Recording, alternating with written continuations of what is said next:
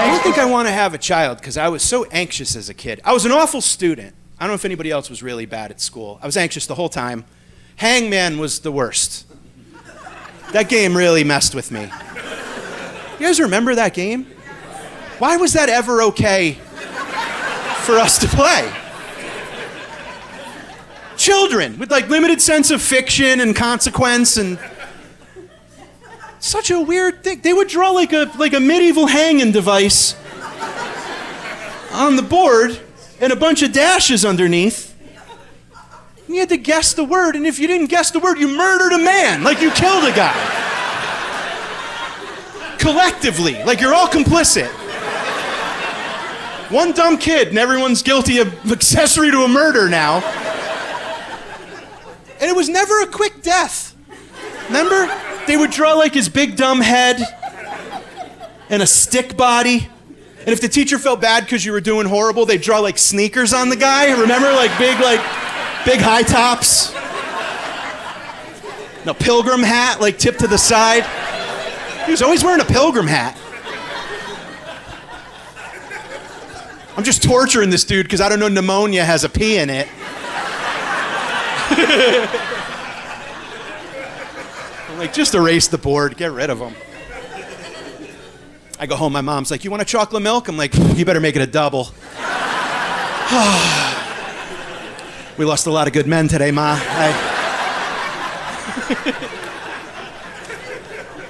You know what I hate about the Catholic Church is like, I remember when I was a kid, they were always like, don't watch movies because they're too violent, or don't watch TV because it's too violent. And just come to the church where there's a man crucified, bleeding, and his mom is watching him crying. It's like it's a very like aggressive thing for a child, you know. And why all why? This is the thing.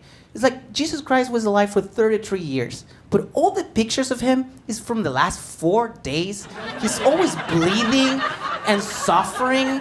There's not a picture of him at the beach for a weekend, like having a good time. You know, like this is something I'm jealous about, like the American culture. Like my wife family, they're also Catholics, and they're from Texas, and they had pictures of Jesus Christ with a machine gun, playing golf, you know, with Donald Trump. I mean, that's not in the Bible, but at least he's having some fun, you know? So it's like he's suffering so much. But I'm concerned about the future. I'm concerned about the future, of course, because I feel like everything is just it's gonna disappear. Like, anyone here have a job? That's gonna be gone forever. Like the idea of a job. It's just like I was asking people the other night, like, anyone have a job that's gonna disappear because of AI? And someone said to me, I work as Elmo in Times Square. And I was like, you'll be fine. I don't think machines want to do that. Honestly, I was like, I went back home, I was like to my kid, you should learn that. That's the future. And I have to say, I hate this AIs because I remember like in movies when there was like a AI that was about to take over the world, they have cool names. Remember like Skynet from Terminator? It was a cool name. You want to be killed by Skynet. But the one who's going to kill is called ChatGPT. We all going to be gone because of ChatGPT. I hate that. I hate this thing. I hate when people say like AI is going to take our jobs because I'm an immigrant and that's my thing. I'm here to take your jobs. Just call me Juan GPT. I had fun with a lot of stuff back when I was in college. Right? It's easier to have fun when you're going to school, have less responsibilities. I had fun with an ant infestation. Might sound unusual, but it's true. I had a terrible, terrible ant infestation my senior year, like thousands and thousands of ants. Never considered calling an exterminator. Overjoyed that they were pouring into the house.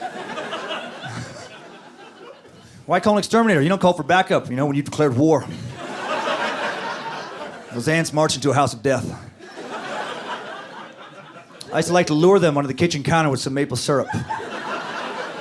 Maybe they think it was a sign of peace. Maybe I wanted to sign a tiny little treaty with them. They were horribly mistaken. I'd let them gather, then I'd get a can of WD-40 to match. Hello, napalm. This is war, ants. I'd burn them, but I'd leave a few alive, and I'd watch them walk back into the wall and pretend they were sending a message to the Queen.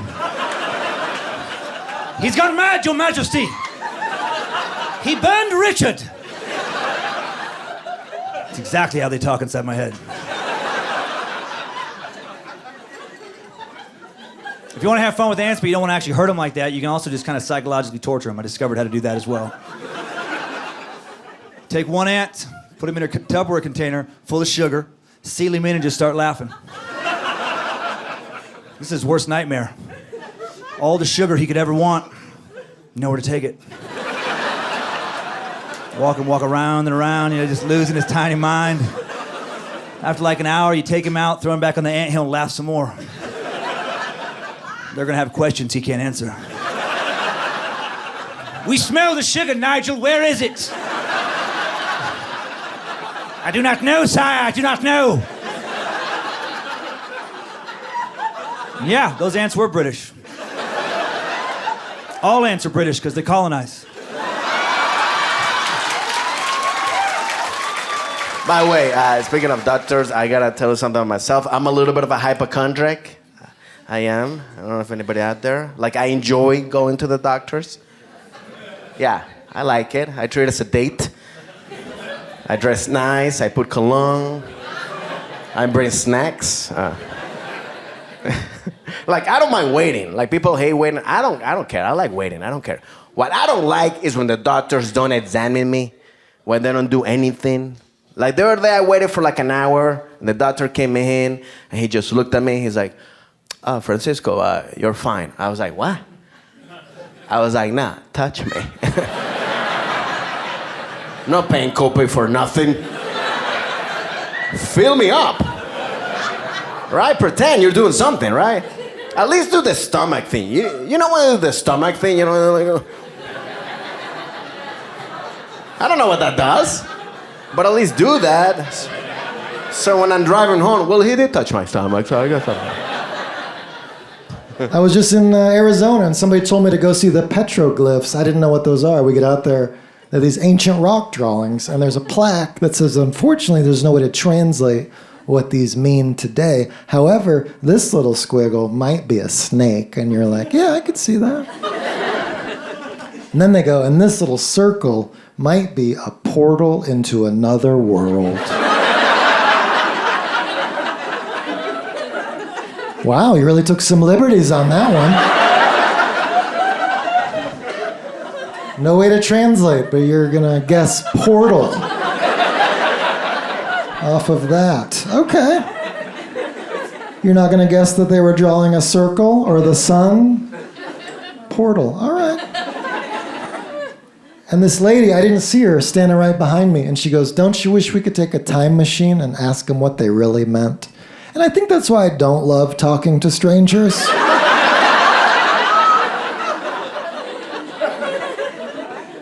Because you have to be polite. You can't be honest and be like, actually, that would be a dumb reason to time travel. Spend trillions of dollars on fuel. Hey, we're here from the future. Me and this lady, we were so curious about this rock doodle that you did on this rock. Is that a snake? We're from the future. I was trying to draw a worm. It's a worm. Good thing we time traveled, Martha. Well, we're gonna head back to our time machine. Right through this circle. He's like, whoa. Cool portal. Wow, wrong about the snake, right about the portal. Didn't see that coming, Platt. Didn't see it coming. What happens when you approach 40 is that all of your friends start running a marathon. And I can't be bothered with that. Even for charity, I can't be asked. My rule is, if you want me to sponsor you to run a marathon, I will pay you my money to run a marathon, provided you look like you cannot possibly complete a marathon. I think that's fair. If you look like you'll breeze it, you get nothing from me. Dead by mile 5, £3.50. That's my thing.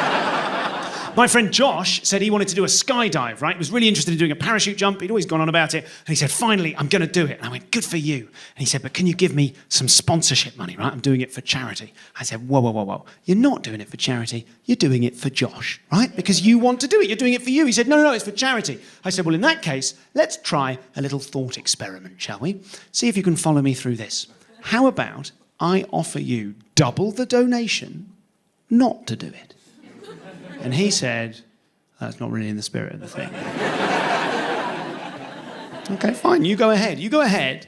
As long as you realise that now I've made you that offer and you've declined, you're now doing a skydive against cancer research.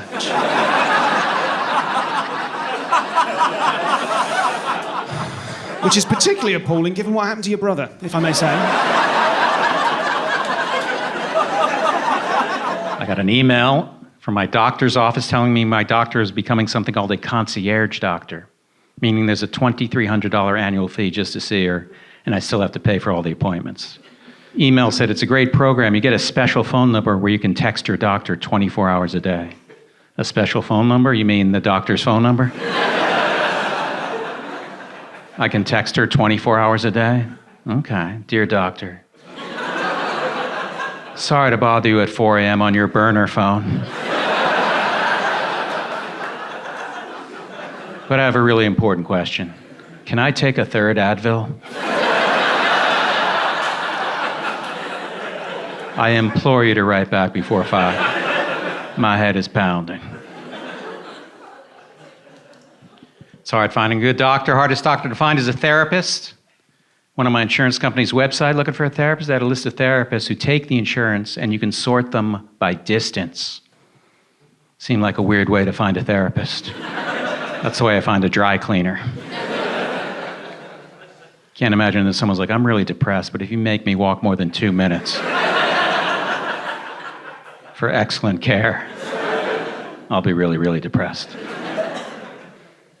you imagine ending up at that therapist you found sorting by distance?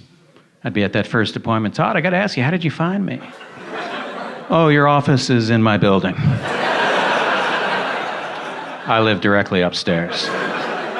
I woke up 11 seconds ago.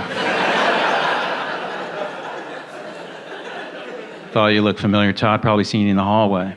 I was also in Pootie Tang. Yeah, that was it.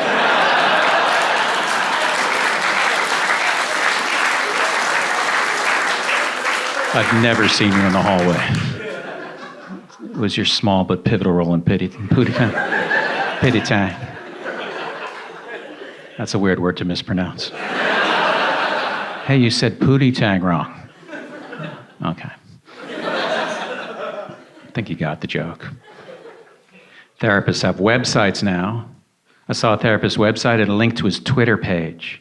It's like, oh, do you have tour dates and merch also?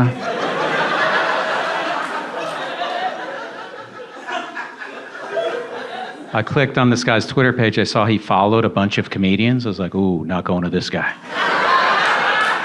I don't want a comedy nerd as my therapist. I'll be at the appointment crying my eyes out. Doc, I feel awful. What should I do? Well, Todd, you thought of doing something nice for someone else? Maybe that'll make you feel better. Like what? I don't know. Why don't you hook me up with Bill Burr tickets? I don't know if that's going to help, Doc. Didn't help when I gave you Patton Oswalt's email address. And you got to stop writing to him. He's not going to read that script. The last film I watched was one called Uncut Gems. I saw that in the cinemas. Blew my mind, this film. This was amazing. High-octane Adam Sandler movie. I was taken aback by this movie. Beautiful stuff. As soon as the movie ended, I'm like, that's the best movie I've ever seen. I thought that. And then the credits started to roll, and I was sitting next to an old lady, and all she said was, there was a lot of yelling. And normally I wouldn't have said anything, like I let people have their opinions, but the movie, it affected me so much They had to say something, you know? I turned to her, I was like, I wouldn't have had to if you give me some of your popcorn like I asked. It's me doing the yelling. But I watched that movie Little Women. Watched it on my iPhone. Get those women even littler? It's so small, couldn't believe it. I'm on the iPhone, I'm mucking about on there. I'm always trying to be ahead of the tech game. Do you know what I mean? You have to be one step ahead because you don't know what they're going to do to you. I'm trying to be ahead of big tech. I was like born into the computer era, you know? I thought I'd be always good with computers. Like I thought I could do computers forever. 5 years old, that's the first time I ever went on a computer and I was like, I'm good at this. Like I knew what to do on there. Like I knew which ads not to click on, like which blokes not to talk to. I was safe on there. I had Norton antivirus running on full blast. I'm like, I'll never get aged out of this. That was my thought. I'm 27 years old now. Like, I've already been aged out. Can't believe it. Nowadays, I log on to Google Chrome. It's saying I got 280 compromised passwords. I'm like, what do you want me to do about it? Like, I'm not about to change 280 passwords. I'd rather just change my life. Like, I'll be someone else, I reckon. They reckon you got to have a unique password for every website. I'm like, I don't even remember my dad's birthday. And that's my password, like... I eat a lot when I'm stressed. Oh my God, you should see what I eat. It is such junk. I love sugar, cookies, cake, ice cream. If I were to come over to your house and you brought out a platter of warm, homemade chocolate chip cookies, which I would expect, I would eat every single one of those cookies with no embarrassment. Even online, when they go, accept cookies? Yeah, I accept cookies. And I accept milk. My wife looked at me the other day. She goes, those pants are looking a little tight on you, those jeans. I said, yeah, because you got the heat up too high in the dryer. She goes, no, I think you got the stack of cookies up too high on your plate. Yeah, I mean, it's salt. I love salt too. Popcorn, who doesn't like popcorn? You ever been eating popcorn at somebody's house and start wondering if their popcorn bowl was also their throw-up bowl?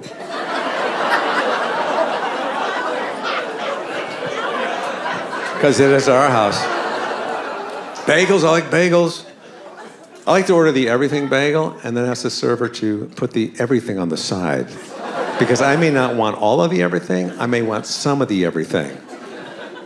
Alcohol, not so much for me. A couple glasses of wine once in a while, but not so much. My friend Steve had a big problem with drinking. Oh my God, Steve, he really hit rock bottom and we were really concerned and we loved him. So we decided that we would do an intervention. And I have never been part of an intervention on this side before. You know what I'm saying? And the night we were gonna go over there, we were all so nervous, we started having a few drinks. You know what I mean? And then a few more after that. And by the time I got to his house, I was so wasted. He was my designated driver to get me home. But the intervention did take place about a month later, but it was for me this time. Do you know what the most stressful job in the world is? Air traffic controller. But not if you don't take it seriously. I grind my teeth at night now. I grind my teeth. Any teeth grinders here? I could hear them. I could hear your teeth grinding. I gotta wear a night guard at night and a retainer on the bottom. Sexy. And get this, 6 months ago I found out I have sleep apnea. So now I gotta wear this full face mask with a hose pumping air in and out on top of the night guard and the retainer and probably a few cookies in there. So I've been living, like I said, I was born in Venezuela, but I've been living in the U.S. since I was 12. I moved here when I was to the Maryland when I was 12. I grew up in the East Coast. So I've been living most of my life, but I still feel like I have like this third world country DNA in me. And by that I mean that when you come from a third world country, you're resourceful, like you solve problems quick. Because this doesn't work in a third world country. So you gotta find solutions. You just don't give up in life. For example, like if there's no hot water, heat it up. There's no manager you can call.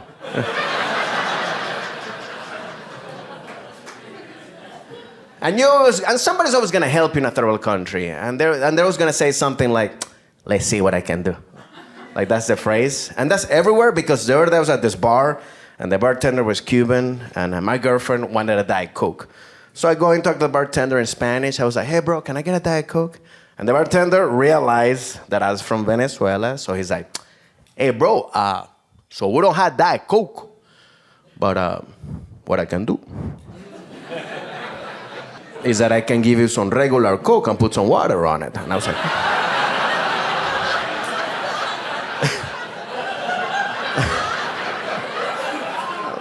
all right. But that was the mindset, you see? Like he just didn't go like, "We don't have it." He's like, "No, we're gonna come up with a solution here. We're gonna solve this problem."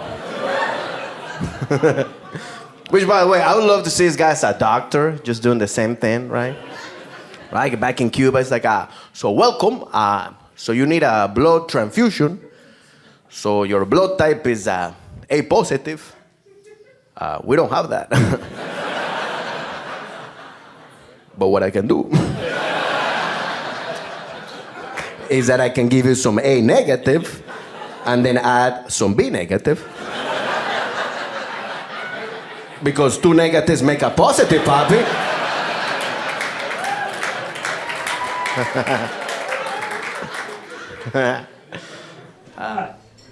I want to talk about these bags. And this is one of those reusable shopping bags. And this one just happens to be made out of plastinium, you know? Just a coincidence. But where I'm from in Boulder, they want you to use these bags. And if you use one of these plastic shopping bags, they charge you $0.10 per bag. Tax, I know. And it always gets really quiet during this part of the show. Everybody's like, dude, just pay the damn dime, you know? And honestly, it would not be the first time I bought a dime bag in Boulder, but it makes me mad. Because I feel like I'm doing my part. Like I say, I'm a vegetarian, I ride the bus, and I don't care if you eat me. You could tackle a cow right in front of me and start gnawing on it. I'd be like, hey, I think that's your right, go ahead, you know? And if the cow started winning, I would jump down there and start fighting the cow with you. But it makes me mad. Like I say, 10 cents a bag, right? But here's what I found, and that is that these much smaller produce bags are free, you know? So I started bagging my groceries in these, and then I'm like, hey, I'm gonna need some help to the bus stop, because I have 83 of these. You could send a bag boy, and that didn't sound right, so then I was like, bag person, and that sounded even weirder. So I was like, if you could just send your lowest paid employee, that would be great. So here's the other thing though, you know, like I go through the self-checkout and it prompts you and it says, how many bags would you like to purchase? So one day I was feeling my oats and I'm like, hey, I hit 200 and hit send, you know? So the manager comes out and he goes, sir, you didn't mean to purchase 200 bags, did you? And I threw down to 20 and I said, I sure did, man. And I made him count out 200 of these plastic bags. And then I was like, Oprah, you get a bag, you get a bag. So, oh, thanks, man. So the manager comes out and he goes, sir, you have to stop. You can't do that. And I said, you can't stop me. I bought these bags. This is America. I'm doing it. And it turns out they could stop me. There was a lawsuit and I'm no longer allowed to shop for groceries in Boulder. So now, you know, a lot of comics sell T-shirts or CDs after the show. I'm selling this book, and I didn't write it, but I'm selling it. So I just have the one. So see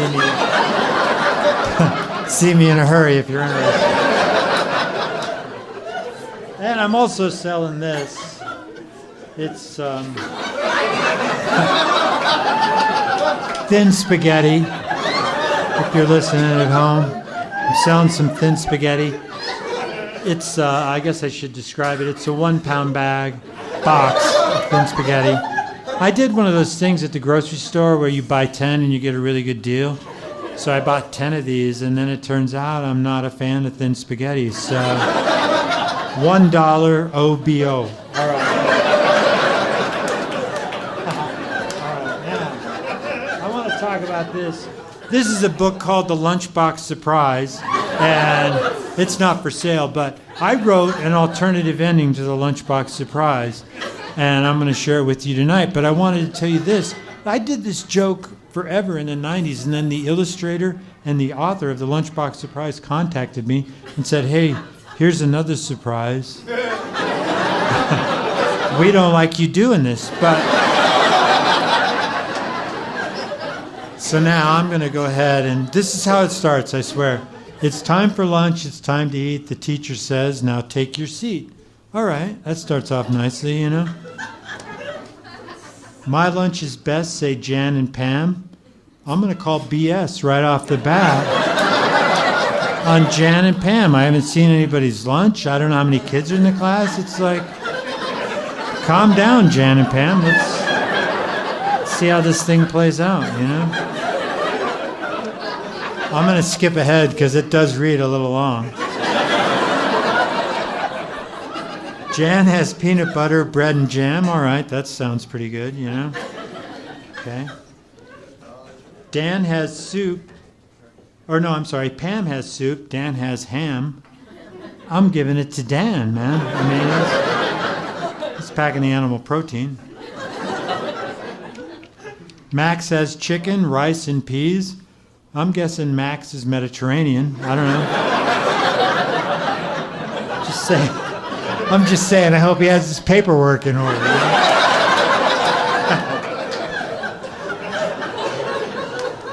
But Sam has nothing, not a spot. Sam has nothing, his mom forgot. I know.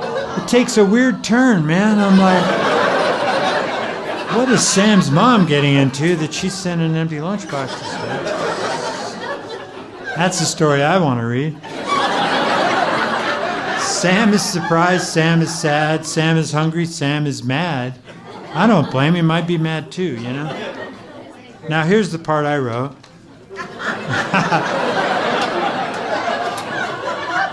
Sam's mom is a witch, and that's no lie. If he keeps missing lunch, he's gonna die.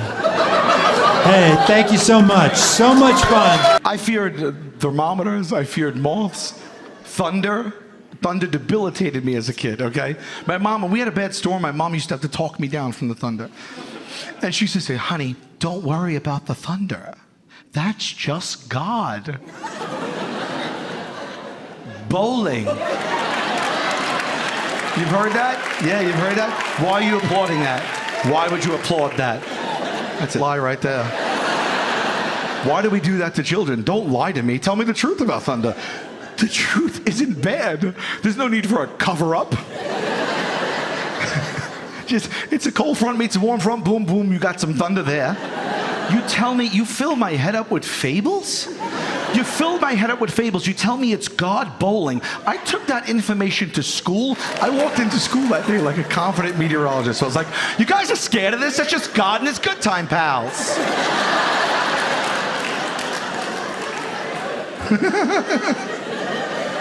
Tanya, calm down. That's just Jesus engaging in light recreation.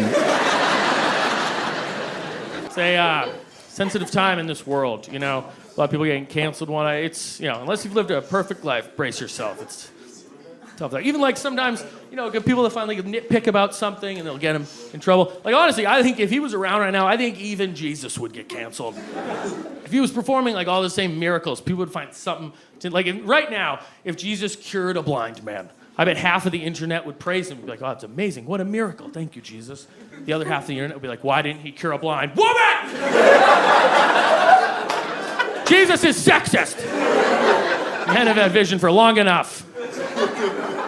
I long for the days right before smartphones. I feel like that was the peak fun cell phone era, right? 2006, 2007. They were trying to get smart. There were all these weird new phones that came out all the time. They had like a keyboard that slid out of the side. They were all made of plastic. They had little doors in them. A lot of them had an antenna you could pull up for some reason. Like, time for a big call. Why?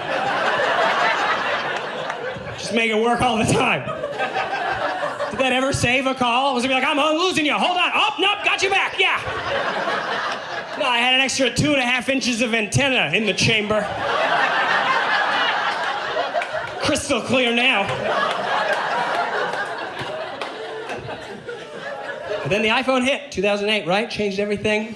They brought it, they were like, look at this. They came to the mall, they had little kiosks. They're like, this is the phone of the future. It's made out of glass. You know that stuff that breaks? Yeah, we made the whole phone out of that. So anyway you drop it, smash. Can you make it not break? No, but when you buy it, we will also sell you a little suit of armor for it that makes it too big to fit in any pants. The big piece of tech that they were so excited about was like, this is what makes it the greatest phone. Is you can hold it like this, and it's a phone. You can turn it sideways, and you can watch a video.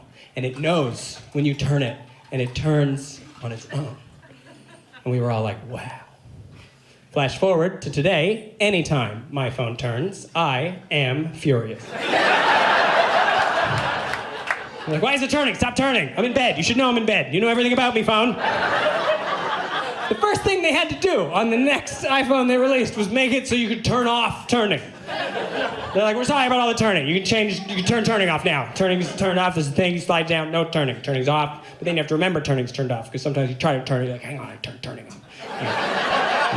Then you gotta slide it down, turning on, and then turn it till it knows it's turned. You'd think there'd just be a button to turn it, but no, that's not how it works. You open up the turning, then you turn it till it's aware that it's turned, then you tilt it too far back and it goes upside down, you're like, hold. And that's it. They haven't improved it since then. There's been not a lot of new tech coming, no slide-out keyboards, no antennae. They moved the headphone jack around a little bit. We had to live through that saga. They were like, it's on the top, it's on the bottom, it's back on top. Then we went, we don't really care where it is. And they went, well, then you don't get it anymore.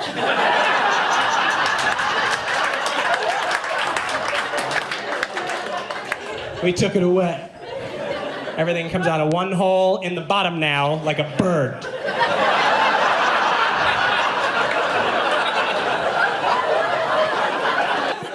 I called my dad up and I asked him for the Hulu password, and he goes, no.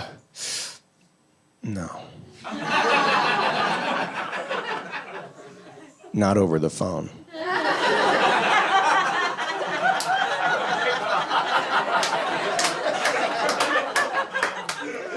Not the Hulu password? Not the Hulu password. No, you never know who's listening. You think a hacker wants to watch Shrek with commercials that badly that they're hacking your phone conversations? I don't know how much spy equipment costs. I'm pretty sure it's more than $5.99 a month. No hacker wants to listen to my parents' phone conversation. No one's that concerned about how the cats are doing that they're hacking my parents' phone. They're just, why are we on speaker? But that's how old men are. Old men are very protective of their information. My father-in-law won't give me his Wi-Fi password. My father-in-law. It was easier to marry this man's daughter than to get the Wi-Fi password. To this day, if my computer forgets the network, he will pull my computer aside, turn his shoulder, and type it in one by one. If he can find his little book. That's the old guy security system. Tiny book, tiny writing, that book, always lost. Tiny book, tiny writing, open the front door, just chuck it inside. No one's getting this password, not even me. Watching TV with my husband is difficult, but at least it's not watching TV with my dad. That is a whole different experience. My dad's the guy who, during an action scene, he is counting the amount of bullets coming out of a gun for accuracy. And the second they go over the allotted amount of bullets for that type of gun, he has something to say about it. You think you're just watching a movie. He's silently fact fact checking.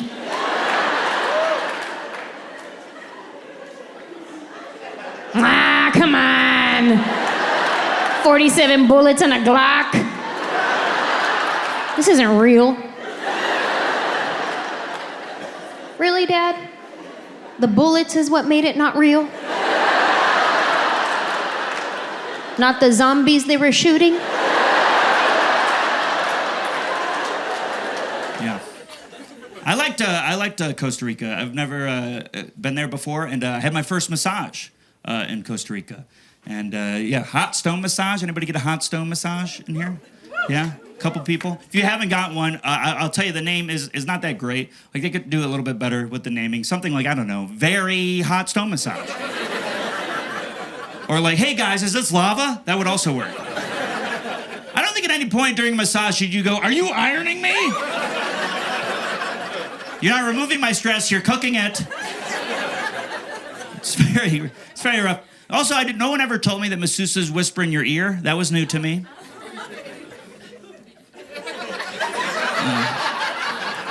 Okay, well, all right, going by your faces, maybe she didn't work there.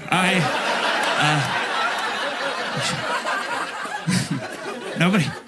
She whispered in my ear. I'm not making that up. I'm not gonna forget. I'll never forget what she said. She goes, all right, I want you to take a big whiff from my hand, and you're gonna smell citrus. And I was like, I've fallen for this before.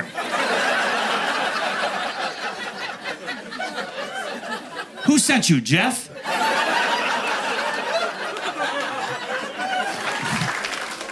I just like having my own thing to do during the day. I like to do whatever I want, and I get that when I'm on the road. I don't get that when I'm at home. If it's a family trip, I have no say whatsoever.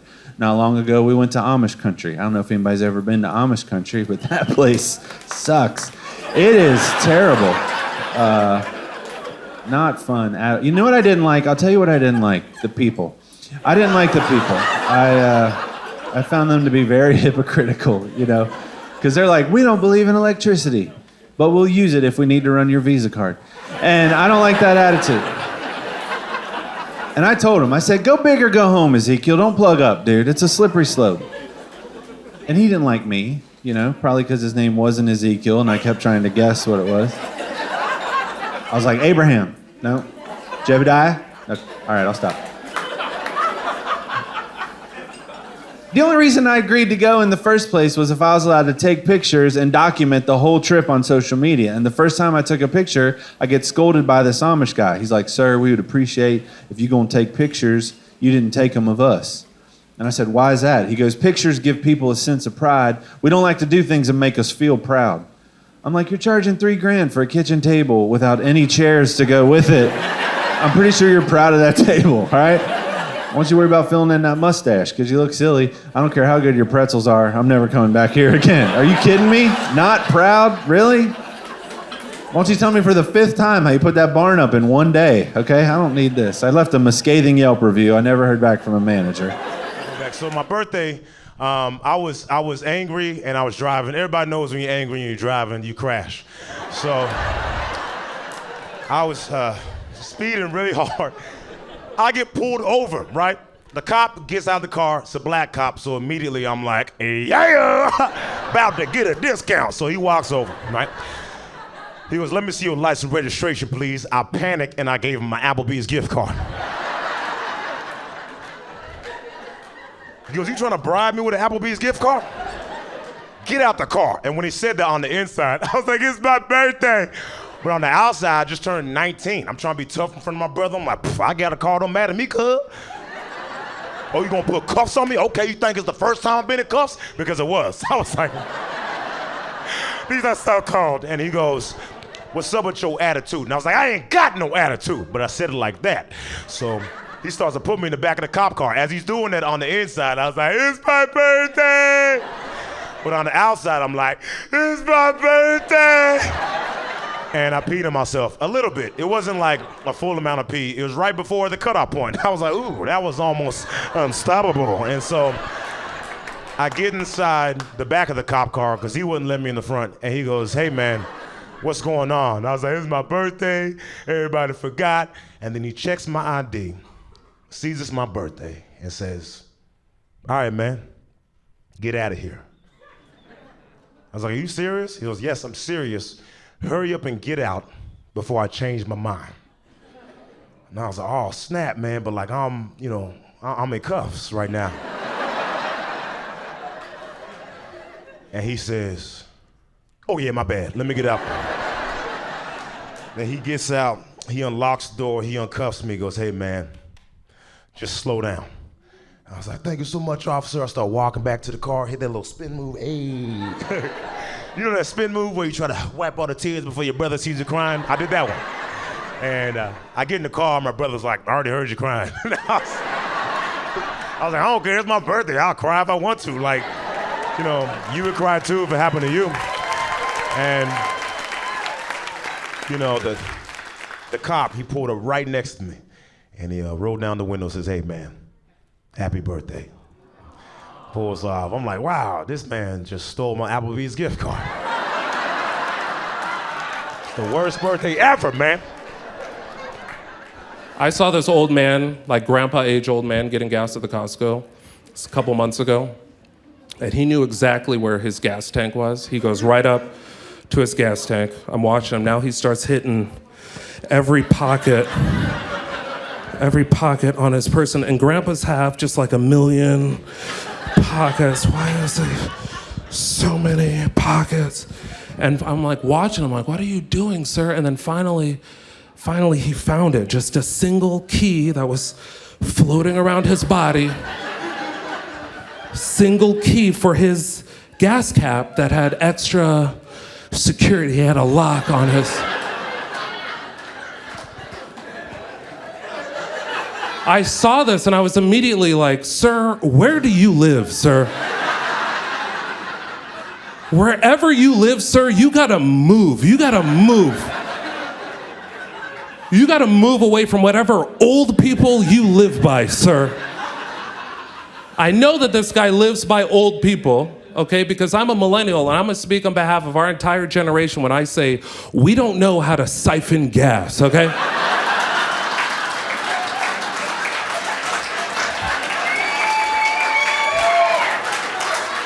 And if we don't know how to siphon gas, Gen Z for sure does not know how to siphon gas. So this guy needs to move out of whatever 55 and up neighborhood he lives in, where his old neighbors will suck a little bit of gas out of his tank at night.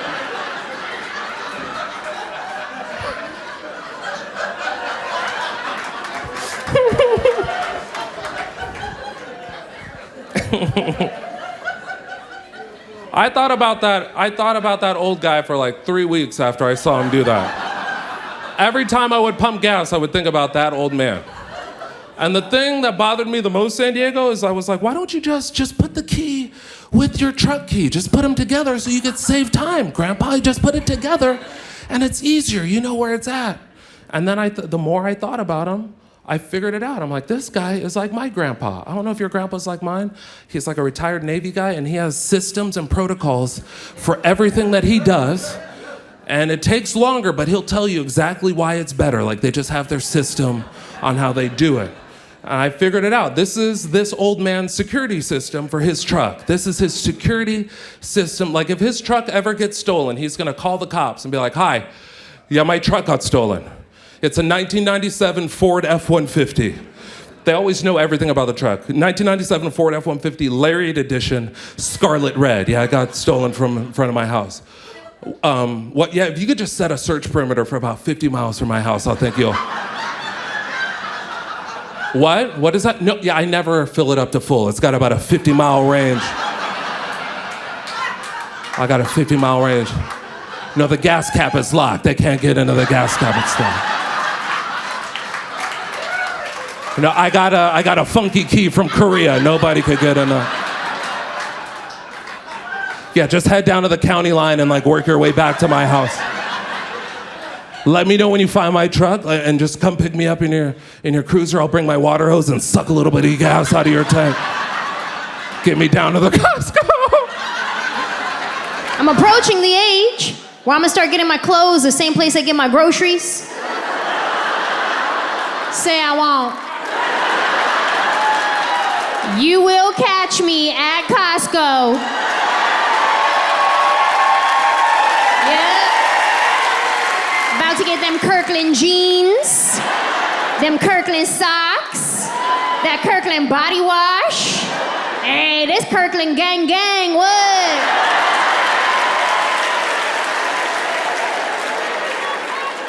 It's about to be my new Tuesday. I'm gonna start out front, give me a hot dog and a soda for $1.50. Then I'll flash my VIP card and mosey on in. I start with a lap of samples. Then I take my hair out of my ponytail, make a lap in the other direction. Round 2. Hey, but if you come in for a second sample at Costco, be warned. These sample ladies get offended. They act a type of way if you come in for a second sample. Like they have been baking from scratch all day long. Like, really, Beth? Just give me another chicken tender. Why you gotta do this?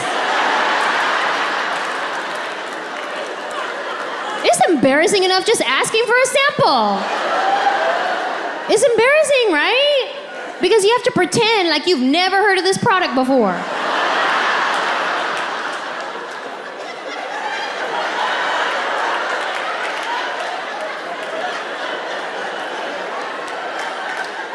You said it's a tender?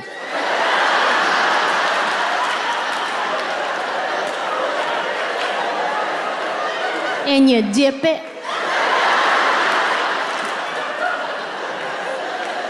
Sure, I'll try one.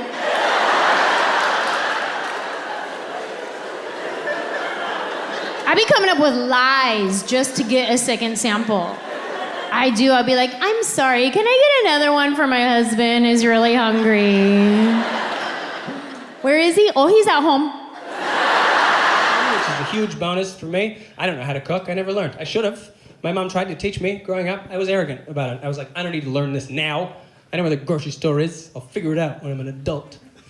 And then I tried to do that and realized that is impossible because if you don't know how to cook, you also don't know how to shop because foods are not together in the grocery store. The grocery store is a place where someone has disassembled foods and hid the pieces all over a building. I gotta wander around a warehouse trying to reverse engineer tacos from memory. So like I could cook, but it would just be worse. And that's no good for anybody because groceries cost the same regardless of your skill level. I found that out as well. I can't cut a deal with the butcher. Like, listen, I'm gonna ruin these steaks, I promise. We're talking brown all the way through. I don't know how to make them pink in the middle. I've never seen it. Anybody you could knock a couple of bucks off? But no, there's no such thing as training steaks. So my wife cooks, and in exchange, I do the dishes. I'm told this is a very common arrangement with successful couples, right? Cook people love bringing it up. If you're not gonna cook, you gotta do the dishes. That's fair, that's even, that's the trade. And while I am willing to do the dishes, I do not agree that this is an even trade. Now, I know there are dish people in this room right now that are hesitant to get on board with me because you are sitting with the cook person in your life. And that is fine. Stare straight ahead quietly. I'll say what needs to be said. Dishes sucks, all right, cooks? Sucks the whole time. It's not satisfying or fulfilling. There's no fun new dish recipes that we get to try. And it's even worse doing the dishes for someone who is cooking and knows that they will not be doing the dishes. Because this causes them to use every possible dish. I'll just put this mustard into a little bowl and then I'll put it in the pan. Just take it out of the jar and put it in the pan. For God's sake, run the spoon under some water for 3 seconds. Instead of just gluing it to the countertop. There you go, it lives there now. Get that off in the morning with a butter knife. Dishes is awful, right? It's what they threaten you with at a restaurant if you can't pay your bill. They don't mention the police. They're like, you're gonna have to do dishes, the worst thing in the world. Cooking's not even close. People love cooking, right? They devote their lives to it. There's entire TV shows where they watch other people do it. Every single one of their shows, they put a camera in their face. What are you going to do if you win the cook contest? And they all go, I'm going to buy a restaurant so I can cook all the time. I love cooking. There is not one show devoted to dishes. We don't get a show. There's no show called Scrubbed. We're like, all right, under this cloth, there's a bunch of dirty dishes. You can use any kind of sponge you want. Everybody ready? It's all cast iron pans.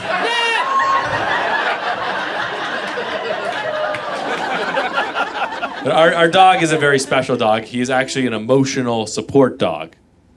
He is a dog, and he requires a lot of emotional support. I want to get an emotional support animal vest for me, so people will know what I do for him, because I should get on airplanes for free. I gave him a Jewish name. His name is Mendel. And then, he became Jewish. He has a lot of food allergies. He's really loud.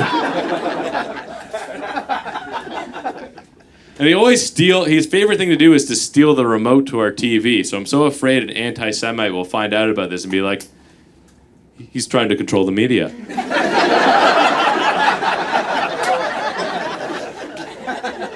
My dog is actually a rescue. Is a lie I tell people when he behaves badly in public. Because those are just words. Those are words you can just say to people. And it just makes shame evaporate. Right? You're like, oh wow. They start treating you like a good person all of a sudden. But I don't think there's actually that many rescue dogs out there. I think there's a lot of people trying to cover up. They didn't train properly. People used to ask a lot about my dog being a rescue when he was younger. I mean, he's a very good-looking dog. He's a mini Bernedoodle. So he looks like an alive Muppet. So you know why I chose him. And when he was younger, he was even cuter, and people would stop me on the street when I walked him. They'd be like, oh my God, your dog's so cute. Is he a rescue? Then I'd be like, this designer poodle? I don't think you know how the world works. Let me ask you this. Have you ever found a Dyson at the thrift store? Because the only way you rescue a dog this fluffy is foreclosure.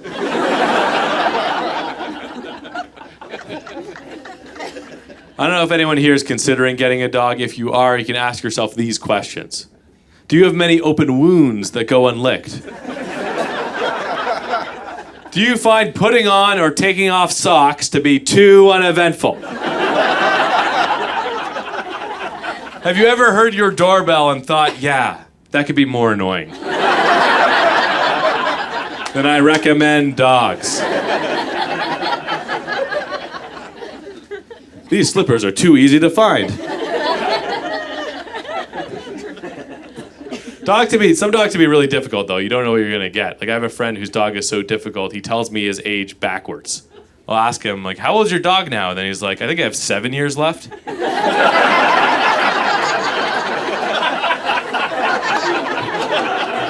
6 if I cancel insurance, maybe. We got our dog as a puppy, which is a baby dog. I don't know if you know that. What happens when you get a puppy is you're really excited, everyone's excited for you, and then 2 weeks later, you have a nervous breakdown. Because every day your puppy gets stronger, and you get weaker, until it breaks you. Because you think you're getting a little baby dog, and that's not what it is. Sure, it has a baby dog body, shark teeth, Hannibal Lecter mind. They destroy so much stuff. There's so much property destruction.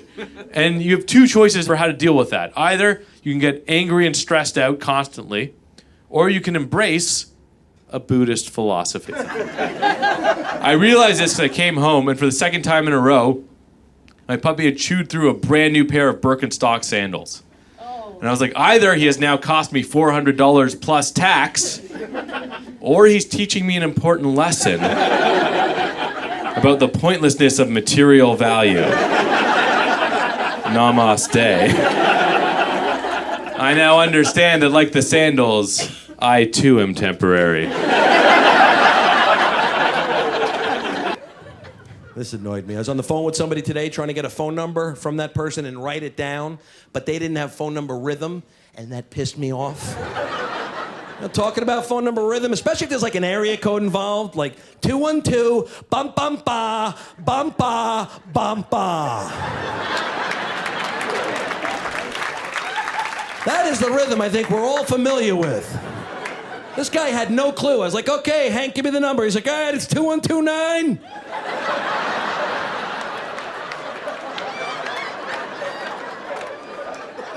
$15, $8, $11, $6, $4, $2, $5, $8, $7, $2. Did you throw in your zip code? Because I got a lot of extra numbers over here. I have extra. I can almost start a new number. What do you got?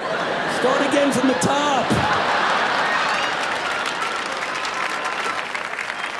They really screw you up on the last 4 numbers. That's where they get you. 555 6 Team 41. Dude, I already wrote the 6.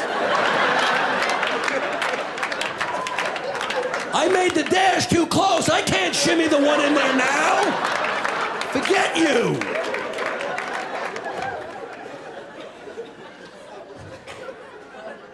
You know what else annoys me? People leaving slow-ass, boring messages on my machine. Unbelievable. Yeah, you come home late at night, you got to go to the bathroom, you're like, oh, look at this, I got a message. Oh, this could be important. I better check it out now. Boop. Hey. Kevin, how's it going, man? It's Tim Duffy from work. What's going on, man? Anyways, give me a call back if you get a chance. I will be, well, you know what? If you call at 9:15, I should be back. Actually, anything after 9:18, I'll be home. Give me a call. I'm at 631-775. This is great. Now I got to play the whole Tim Duffy message again. From the top to try to get the number at 100 miles an hour. That's fun when you're hunched over your machine with like an index card and a little pen. I got nothing on that pass. I got absolutely nothing. I got nothing. I got a 6, 4 blanks, a 4, and then I'm out. I'm out again. I don't know what to do. I got a freaking G. I got a G. Timmy gave me a G. All the airlines, they have little categories that they have to compliment you. Make you feel special because you paid too much money or you got lucky and you're in exit row or something. They have these frequent flyer programs. They've been doing these since the 1980s. And it used to start out with just gold. That was the that was what it all was 40 years ago. Congratulations, you're one of our gold members. But they had to pile on more, sound more special than that over the years. So at this point, gold status is the lowest category on any air. Gold is the worst. When they board the flight, they're like, we now welcome gold. Boo. Gold will board last in shame. Gold will be stuffed into the fuselage along with the luggage. Now they have all these categories that are outrank gold, and it's when they board the flight, it's just a parade of precious metals and gemstones. To get on the flight, when they board, they're like, we now prepare to welcome aboard all members of the elite Sapphire Squadron. All the rest of you will bow your heads. Contemplate the sacrifice of the Sapphire Squadron. And you will kneel in respect and deference as the Sapphire Squadron. The jetway is yours. Oh, what's this? The sacred horn of the sky? What a rare and lucky day. That means that we have someone that outranks even the Sapphire Squadron. The Sapphire Squadron must yield. Yes, yield, I say. For today, we welcome aboard a member of the Hermetic Order of the Platinum Chalice. Whatever it is, there's one guy. He's like, why, yes, I'm Platinum Chalice. I'm wearing my epaulets to prove it. I flew 50,000 miles yesterday. Here's the one extra bag that entitles me to excuse me. I'm a member of the Platinum Chalice. I am a member of the Sapphire Squadron, and I suggest you tread lightly. I am also beloved of this airline. Oh, the Sapphire Squadron! I've heard of you. Out of my way, dog! You will pay for this insolence once the One World Alliance hears of it. That's what's happening on Delta Airlines. I've been married 3 years now, and I love being married. When I'm on the road, I see men talk to women in the wild, and it's crazy. I was checking in at a hotel, woman behind the counter, very pretty, and the guy in front of me is being a creep. I'm watching him. I'm 20 feet behind him, but I can hear it go down, right? He's checking in, and the woman goes, do you have any preference of what floor you stay on? And I swear to y'all, this guy leans forward. He goes, what floor are you staying on? She goes, I'm not. I work here. I don't stay at the hotel that I work. Do you think I'm a guest just chipping in down here in the lobby? Is that honestly how you think we staff this La Quinta?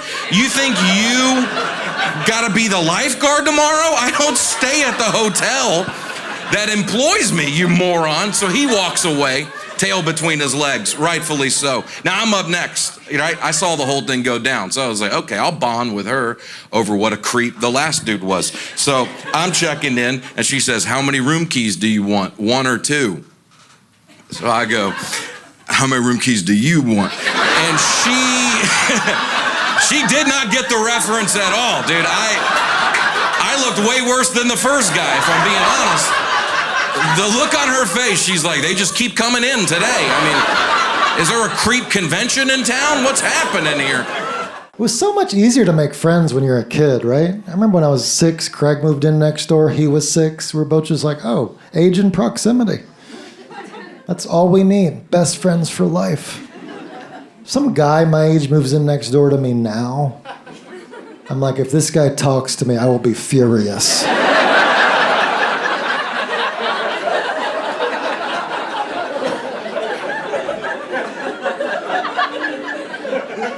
It's so easy to hang out when you're a kid. You just invite him over to play. You don't even have to be specific. He always comes over, we always have a great time, and we're always mad to be called for dinner. Do you remember liking life that much? That you're annoyed about dinner? Always asking to be excused, please, can I go back to my life? How much eating do we have to do in this house? Kids hate meals and bedtime. That's all I have now.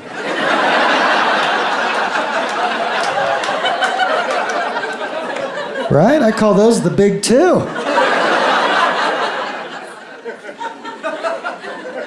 And if I ever do hang out with another male friend now, it's never playful anymore. It's always like, hey, I haven't seen you in a while. You want to get together and eat?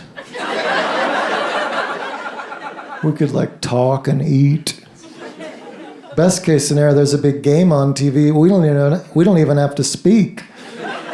We can just watch other men playing. They're playing well. I love that. Don't you love it when our favorite men play well? They always play better when they play together, huh? That play was unbelievable. Let's touch hands. That was so nice. Maybe after this we could play. Yeah, no, you're right. We ate a lot. Sleep would be incredible. You're always right. You're my best friend. I'll see you again in 2 years.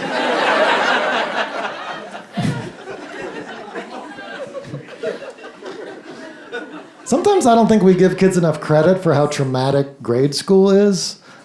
Remember 6th grade, phys ed, run a 7-minute mile in street clothes? And then just straight to math.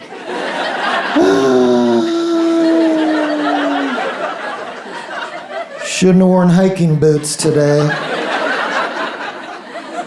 Smells like a locker room in here. You kids ready to learn about parabolas? My heart rate is parabolic. Recess is right after lunch because that's how digestion works. Yeah. Yeah, now that you've had spaghetti with milk.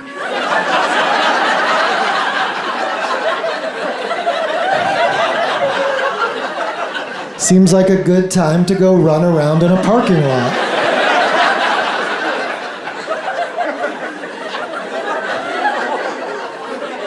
They all puked again. Good thing we have our one janitor.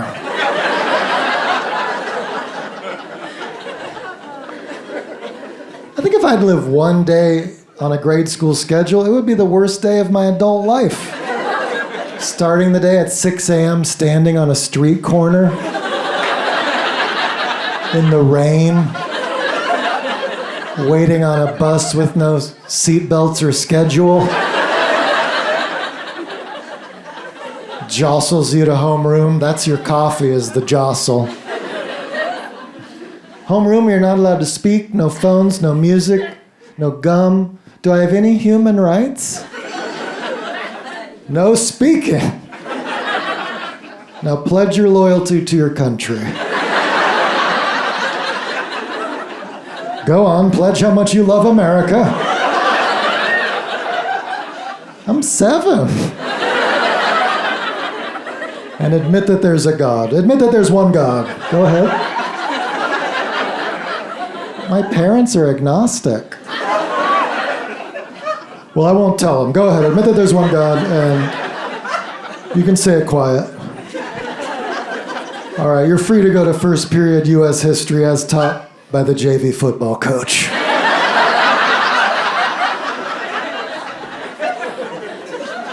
Enjoy his unique perspective. A lot of hot takes on the Constitution. A lot of gun stuff in the pop quiz. Old Coach Hines. Coach Hines, he would time you for getting water. Kids stand in line and he would go 1, 2, 3, time. That's all the water you get as a child. Is a fast 3 seconds. I think kids are going through school dehydrated. If he liked you, he'd go 1, 2, 3, and time. That's if he liked you.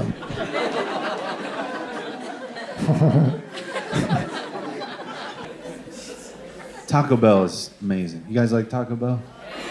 Yeah, that's a very polarizing restaurant. No one's ever on the fence about Taco Bell. You just say it and people are like, absolutely, or hard pass, which is a constipation joke, but also a firm no.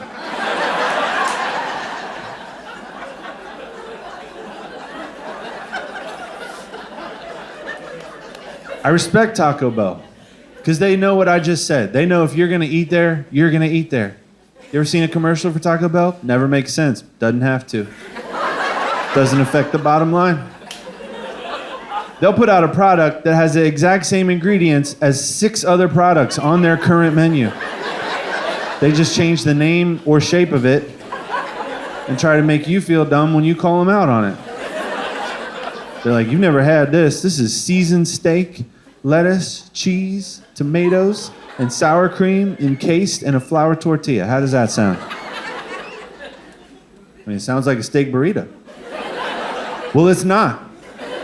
One more time for the new guy. All right, steak burrito. See it right here? It's rolled up. Big deal. This, guys, what we did here is we fold in the sides and we press it with a t-shirt iron. What is so hard to understand about the technology we've invested to make crunch wraps? That's it. They make up food names. Like, those things don't exist. There's no such thing as a crunch wrap. Their dessert menu's a joke.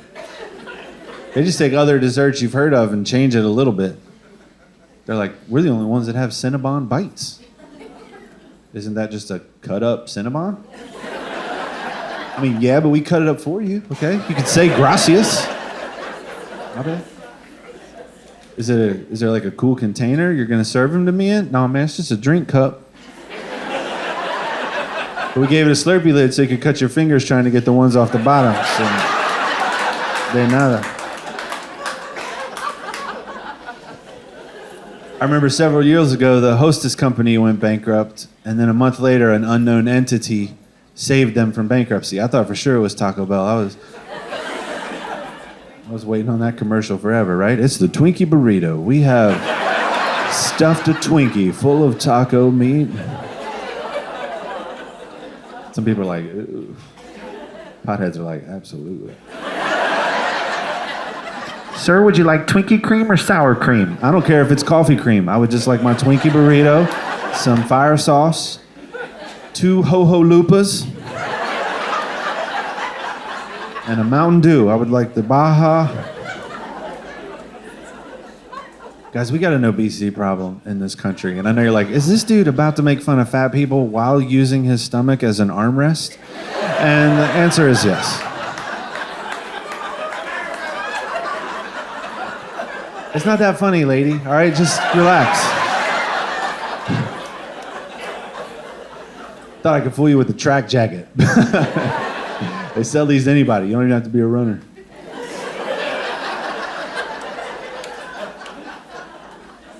My weight's gone up and down my whole life, and I blame the Book It program. If you don't know what the Book It program is, when I was in elementary school, Pizza Hut decided that the best way to solve the illiteracy problem was to offer children a free personal pan pizza if they read 4 books, or told their teacher that they read 4 books. And I mean, it was awesome when you were a kid, right? You got pizza for doing homework, but 30 years later, nobody's making you read books and you're hooked on pizza. That's kind of what I'm going through right now. I knew I had to drop some weight because I reached the point where I thought people were talking about my weight all the time, whether they were or not. That's just where my head was. Like when the Delta flight attendant asked me to switch seats to balance out a Canadair regional jet, that'll ruin your day real quick, okay? Because if I think about it, it's not me. It's where I'm sitting versus where there's too many empty seats. But if you're self-conscious about your weight, that's not what you hear. What you hear is, sir, if you move 10 feet that way, the whole plane will fly properly. Could you help us out? Could you help us out? And if you have to use the restroom, please ring your call button so we can send 2 people to your seat. Okay, I don't want to turn this thing into a space shuttle. We're just trying to get to Florida. I don't know. I rationalize too much, right? I think, you know what? Everybody loves food. Why do I have to change? And it's true. Everybody does love food. Bath & Body Works was selling a candle that smells like mashed potatoes. How fat are you? Okay? When you want your bedroom to smell like buttered mashed potatoes. This fat. Turns out I got the gravy one too. It smelled amazing. It was a great deal. It was buy one, get one. And I got a free bottle of fried chicken body wash because I opened up a credit card to pay for it. Like, it was a good deal.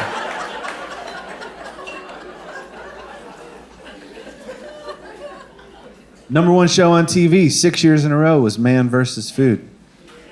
Yeah, they're doing it again. They got a new guy because the first one exploded or whatever. We don't need to do that show again. I learned everything I was supposed to learn the first time around. I watched that show as if it were a documentary meant to show America what will happen to your body if you eat unhealthy every day for 6 years. If you watch it like that, it works. You could leave here tonight. Go to YouTube. Do a search for Man vs. Food. Watch a clip from season 1, then immediately watch a clip from season 6. You'll notice a difference right away. That guy was way skinnier when he started. And he had an amazing vocabulary. Where'd that go?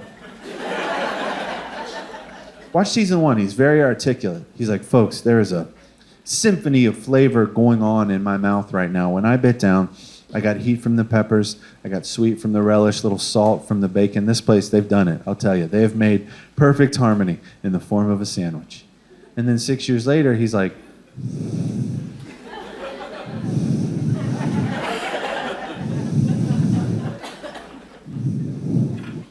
this is yummy. This is really good. It's too easy to eat terrible. It's everywhere, and I fall for it. I see some gimmick food, they're like, this is the most calories ever. And I'm like, I gotta try that. Wendy's has a sandwich called Son of Baconator. Their food is making babies when they're closed to sell the next day. Little sandwich children.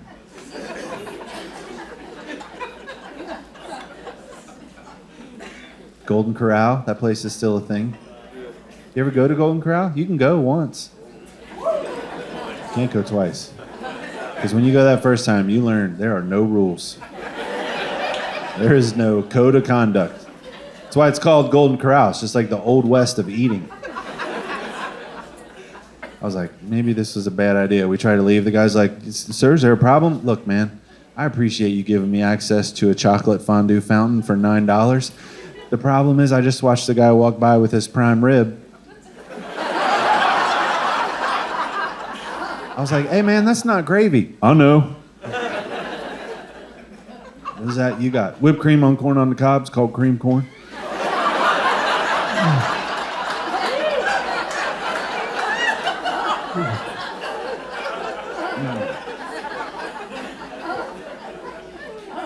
But I've needed to lose weight for a while, and I feel like I tried everything, and I would talk about it on stage, and then people would yell out how they think I should lose weight. One lady's like, you should go vegan, and I don't know if there's any vegans in here with enough strength to raise your hand, but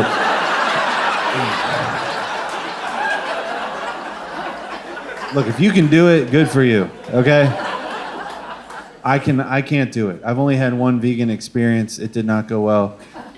I was in Jacksonville, and I was walking down the street, and I passed a bakery with all these beautiful things in the window.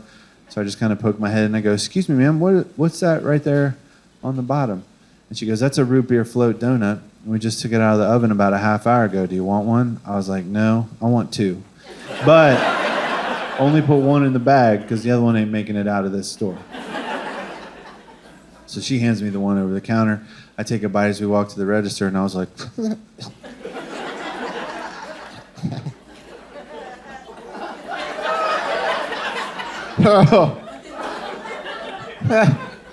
She's like, are you okay? I was like, I think you made this wrong. She goes, no, I didn't make it wrong, sir. Are you not aware that you're in a vegan bakery? I was like, I don't even know what that means. And so she points to this sign behind the counter, and it says, no product contains an ingredient that comes from an animal. And I was like, well, that's ironic, because this is some bullshit. No, I didn't say it, but I should have said it, because she deserved to hear it. And she did deserve to hear it. She should have known when I came through that door, I was in the wrong place. Look at me. Look at me!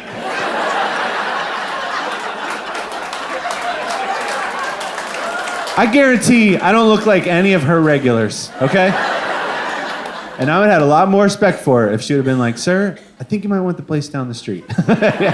Don't worry, it happens all the time. They'll have everything you're looking for. Milk, eggs, butter, taste.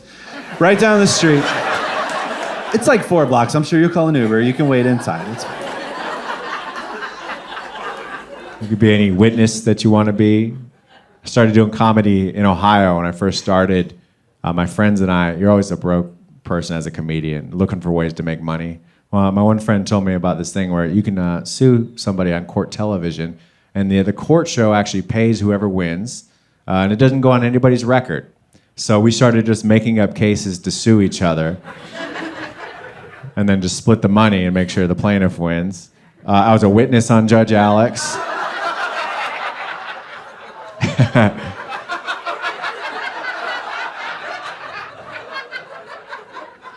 My team won, and I'm glad we won because I needed the money at the time. Man, I'm I'm just glad we got this money. I needed the money so bad. I'm broke. I have like 3 frozen hamburgers at home. I can't afford to buy toothpaste.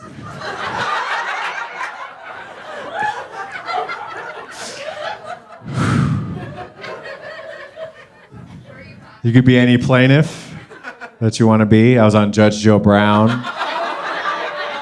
as a plaintiff.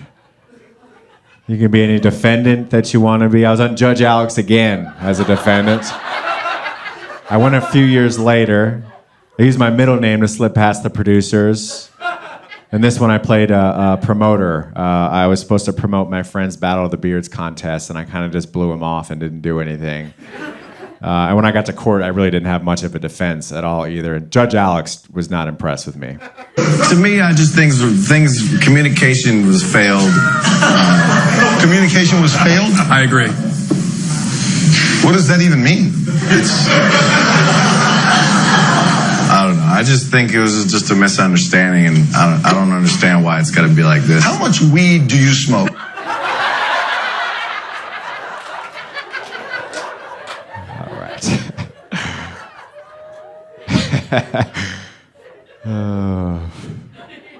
You could be any journalist that you want to be. This is a company called Monet. They're a multi-level marketing company, aka a pyramid scheme, where the only people who make money that work for them are the people at the top of the pyramid, all the executives. Everyone else just ends up wasting a bunch of time or losing money, actually. In addition to being one of these companies, they're also been known for making people lose their hair. Yeah, they have like skin products that were making people lose their hair. So I emailed them and pretended to be a reporter from a newspaper I made up called the Coloradoan Times. Signed, my name is Jackie Jones. I emailed them a meme I made of their CEO. I photoshopped him bald and said, if you like the Vin Diesel look, you should try our hair products because they'll make you bald. They wrote back and said, it's absolutely, unequivocally not from their CEO. So I said, okay, we'll make note that he didn't say anything about Vin Diesel. However, we do have something Vin Diesel said about him. I said, we can share that with you too before we run our story. They're like, yes, we absolutely want to see that story and quote before you run it. So I was like, okay, yes, this is directly from Vin's reps. I've relied on Monat to keep me bald for years.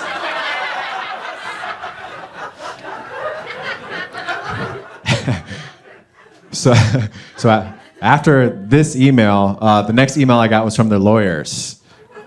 And they sent me a multi-page demand letter. It mentioned Vin Diesel like 6 times. And they said that you can tell it's not their CEO by a simple Google search. They said if Jackie or the Coloradoan Times publishes this, they'll take swift legal action. And then they gave me a deadline to confirm that I won't publish this. And then they said if you have any questions or want to address this issue further, please contact us or have your attorney do so. So I had my attorney do so.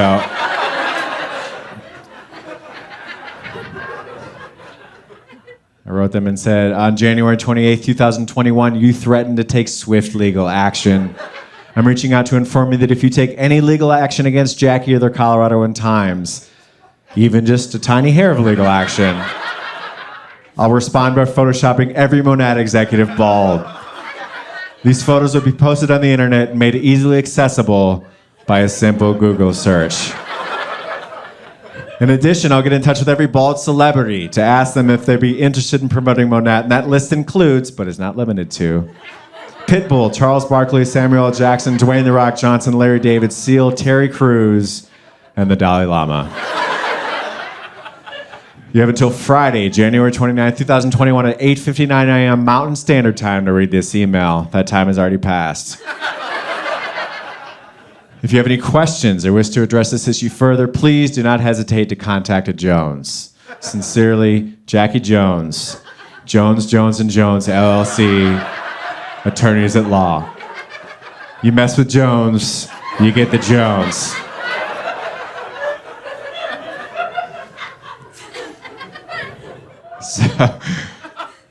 So I shared this online, and someone saw it, I guess, and then they sent me a link to a Zoom party that all of the executives, all the people at the top of the pyramid at Monat were having together. So I joined as Trey Angle. And it got a little awkward in there. And I see one face I don't recognize. Who is Mr. Engel? Hey, I'm Trey.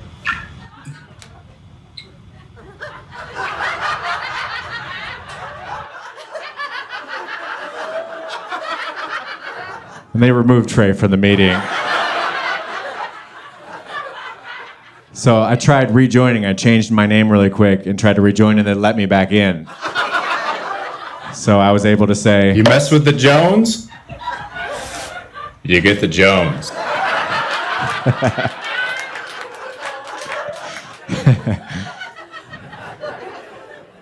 You could be anything. My new fear, now that COVID has subsided, is being pushed onto the subway tracks. I don't know if you guys get our news here in Nashville, you know? The Nashville Tribune or the Nashville Inquisitor, I'm not sure what your paper is called.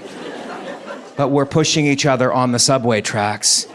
And the big problem is, you don't know who's gonna push you. If it was one person, we could strategize around that individual, but it could be anybody.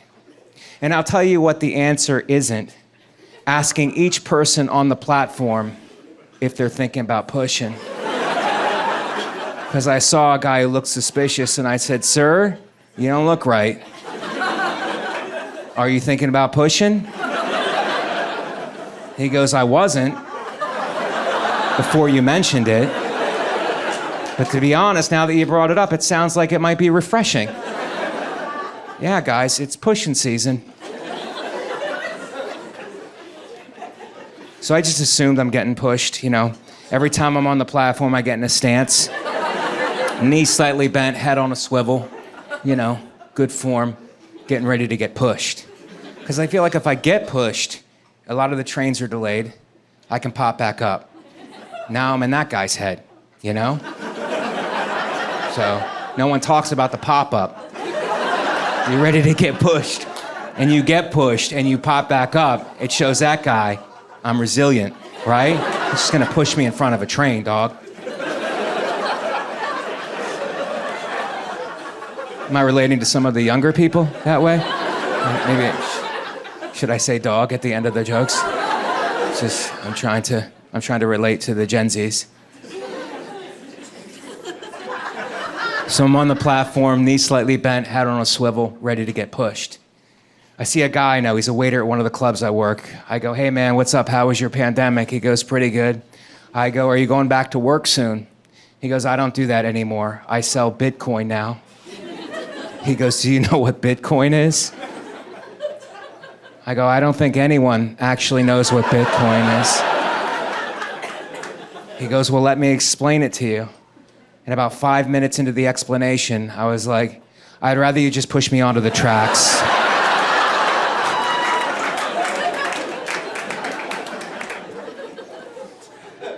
So now I'm taking Lyft, and I know you guys probably don't take Lyft, you know, because you guys have cars.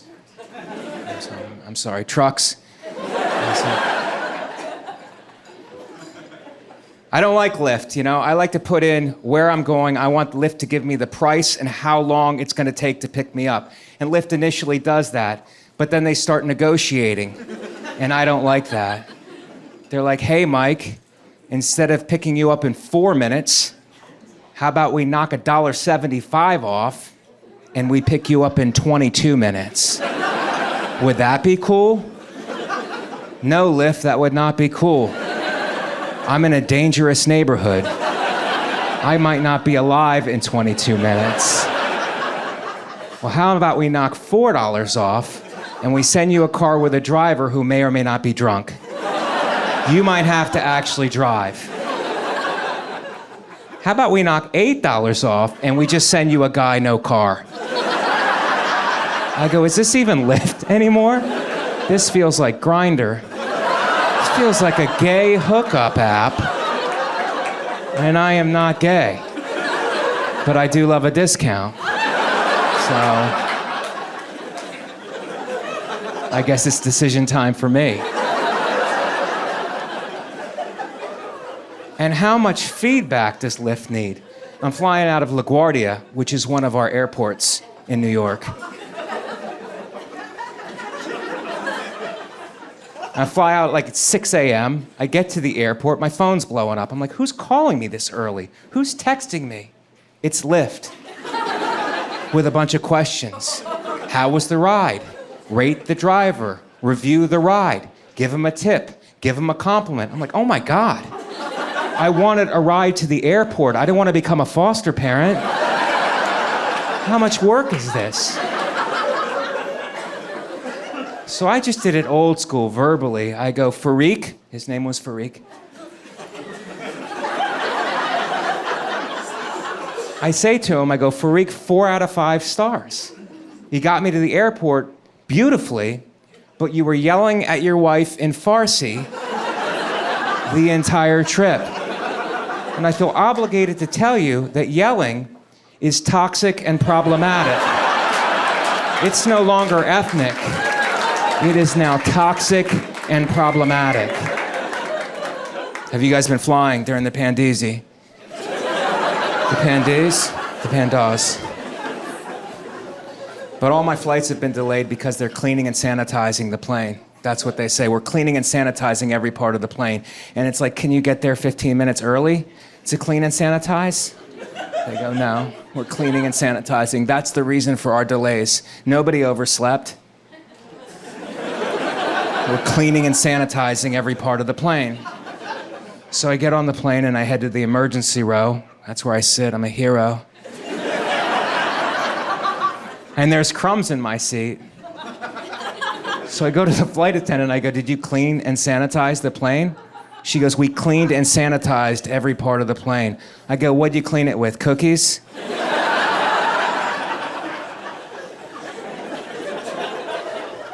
And then I was going to ask for seat reassignment.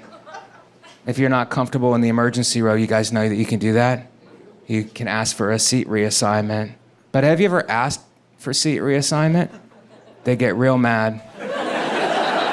You get more support asking for gender reassignment than you do for seat reassignment.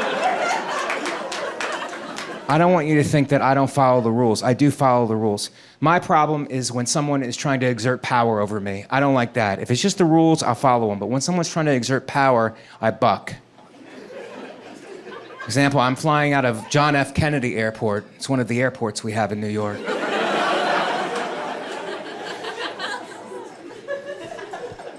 So I'm taking my little bag, you know. I never check luggage. I have 5 outfits like this. So I take my little bag. Before I even get close to the woman, she goes, you're gonna have to check it. You're gonna have to check that. You will have to check it. And I go, but it's my emotional support bag. I have things in there that I need for emotional support. I watch you guys let people take dogs and pigs and chickens onto the plane. I would like to take my emotional support bag on. She goes, sir, that's not real. I go, apparently, miss, you don't know that much about mental health. Because it's very real. Now, I have a letter from my doctor. And I gave her the letter, and she read it, and she goes, this letter is fake. And I go, I know, I'm a liar, that's part of my disability. I need my emotional support bag. I have things in there for emotional support. She goes, there's a metal contraption next to the door. If you can fit your bag in that metal contraption, you could take it on the flight. So I try, guys, like 20 times, and it's not fitting. Yet I know that it will fit in the overhead compartment. This is a setup. So I have to take my bag back to her, defeated. And she goes, I'm very sorry, but like I said, you're gonna have to check your bag. I go, I don't think you are very sorry. I think you're quietly celebrating. And then there was a joke, you know, there was a joke to be made, so I made a joke. I go, I know this is John F. Kennedy Airport, but you're treating me like Lee Harvey Oswald. You know, give her a little shot, give her a little shot.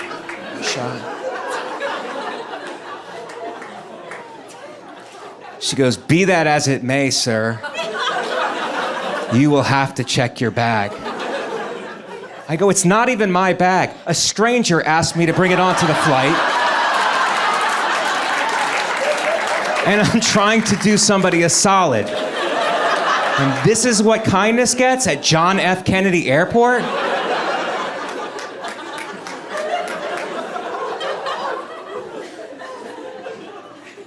She goes, sir, what's so important that you have to take your bag on? What's in the bag? I go, I could tell you, but you're not gonna understand. She goes, try me. I go, inside the bag is Bitcoin. And she goes, what's Bitcoin? I go, well, let me explain it to you. And about 5 minutes into the explanation, she was like, just get on the plane. Take your stupid bag on the plane. Thank you. Guys.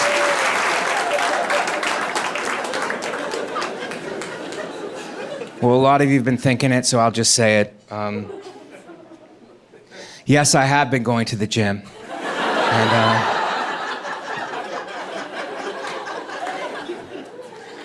I got a very expensive gym membership. It's the most I've ever paid for a gym membership, but you have to invest in yourself. I think someone tweeted that. And so I go into the gym to check it out, and the woman's showing me around. She goes, first floor is all weights. Second floor is cardio equipment. Third floor is yoga studios and a steam room. And then she told me the price. And I go, which floor do you go to declare bankruptcy? Because I'm probably gonna have to do that at some point. And like a good salesperson, she pivoted. She goes, what's your fitness goal? I go, for this much money, it's Thor. I would like to be half man, half God. I would like to have a hammer that I also use as a weapon. So I do a one-day trial, and I'm in the steam room trying to sweat out some of my poverty.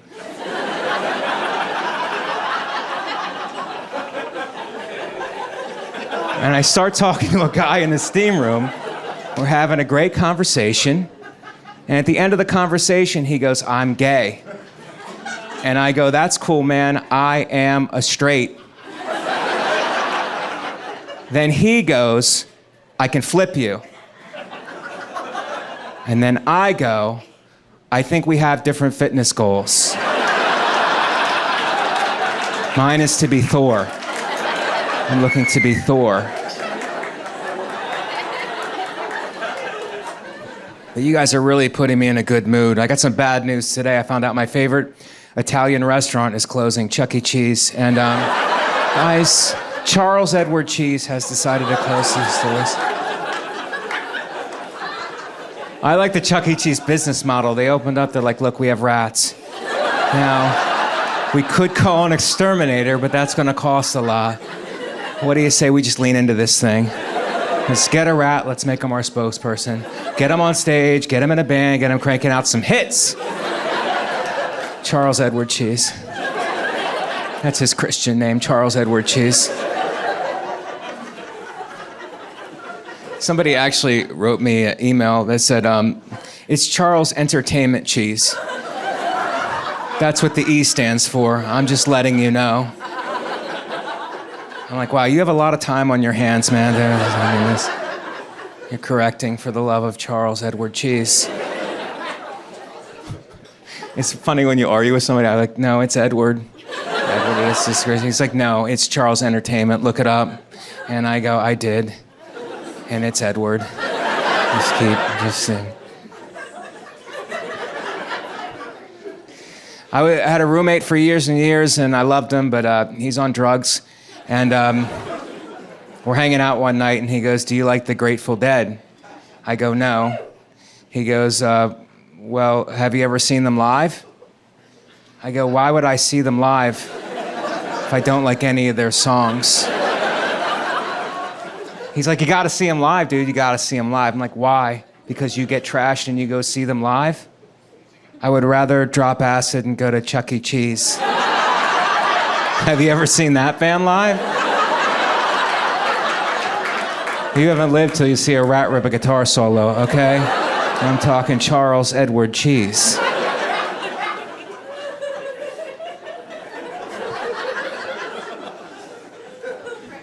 I'm Italian American and I live in New York, and one of my passions, stand-up comedy is my job, but one of my passions before the dark times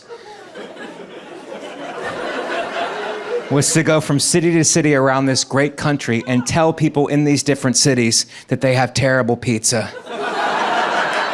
It's awesome, guys, and it weirdly hurts people's feelings.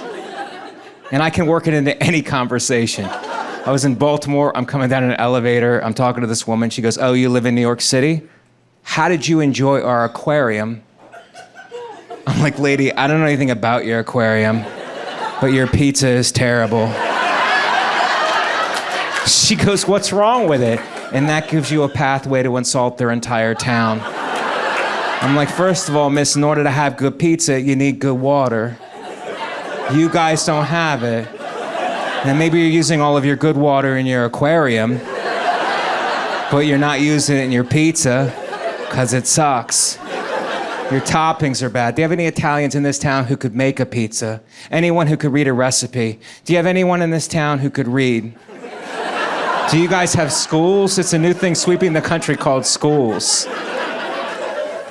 Then I'll compare the town negatively to another town close by. I'll go, "Look, I was just in Cleveland. That's not great pizza, but it's not this dog crap."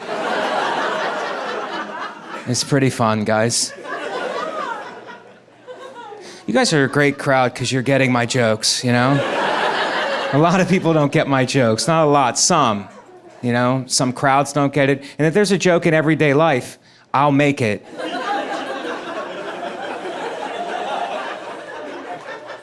You know who does not appreciate my unique sense of humor? Chinese customs. Because I went to China before the dark times. And they were like, "Why are you coming to China?" And I was like, "To feel tall?" No, I ended up in a work camp for quite some time. I dropped my phone in the toilet in China, and that's actually the best place to drop your phone in the toilet, you know, because of all the rice.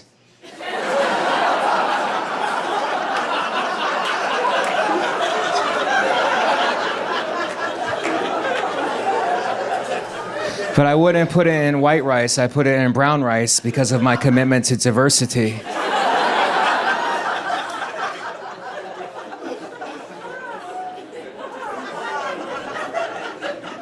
Diversity, guys, that's the name of the game in show business now. My manager calls me up, he's like, "Mike, is there anything in your background that could give us some much needed diversity?" I go, "Well, I'm 100% Italian, does that help?" He goes, "Actually, that hurts us a lot. So if you could not mention that again, that would be a big help." Then he's like, "What about what's going on inside of you? Is there any diversity there?" I'm like, "What do you mean?" He's like, "With your feelings. Like sometimes do you feel like a woman that is trapped inside of a man's body? Because that's a story we could tell." I'm like, "No, that's not really happening. But I was born C-section. So I was a man who was trapped inside of a woman's body. I don't know if that counts. I don't know if that makes... Am I a hero? Am I a hero?"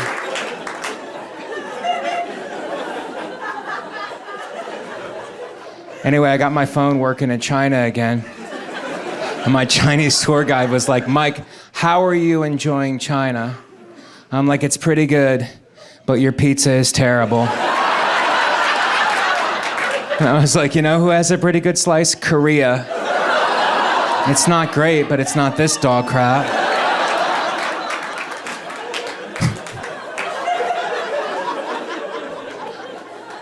Fine, guys, what's my immigration policy? Is that what you want to know? 90-day fiance. I say, if you want to come to this country, that's fine, but you have to marry one of our worst people. Have you seen that show? I would rather go back to El Salvador and fight MS-13 than to marry Darcy from Connecticut.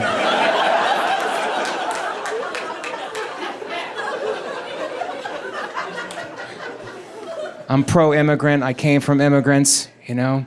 But I notice in New York, the immigrants from the small countries, Eastern Bloc, Central America, they yell into their phones. They're always yelling.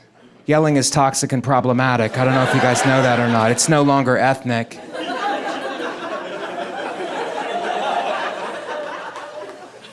But they're yelling into their phones, and I can't help but think that's probably why you were asked to leave your country. Country is so small, and you're yelling. The cops were probably like, you need to go to a bigger land, more suited to your voice inflection. But I think we're good people in this country. I think it's a lot of good people, you know?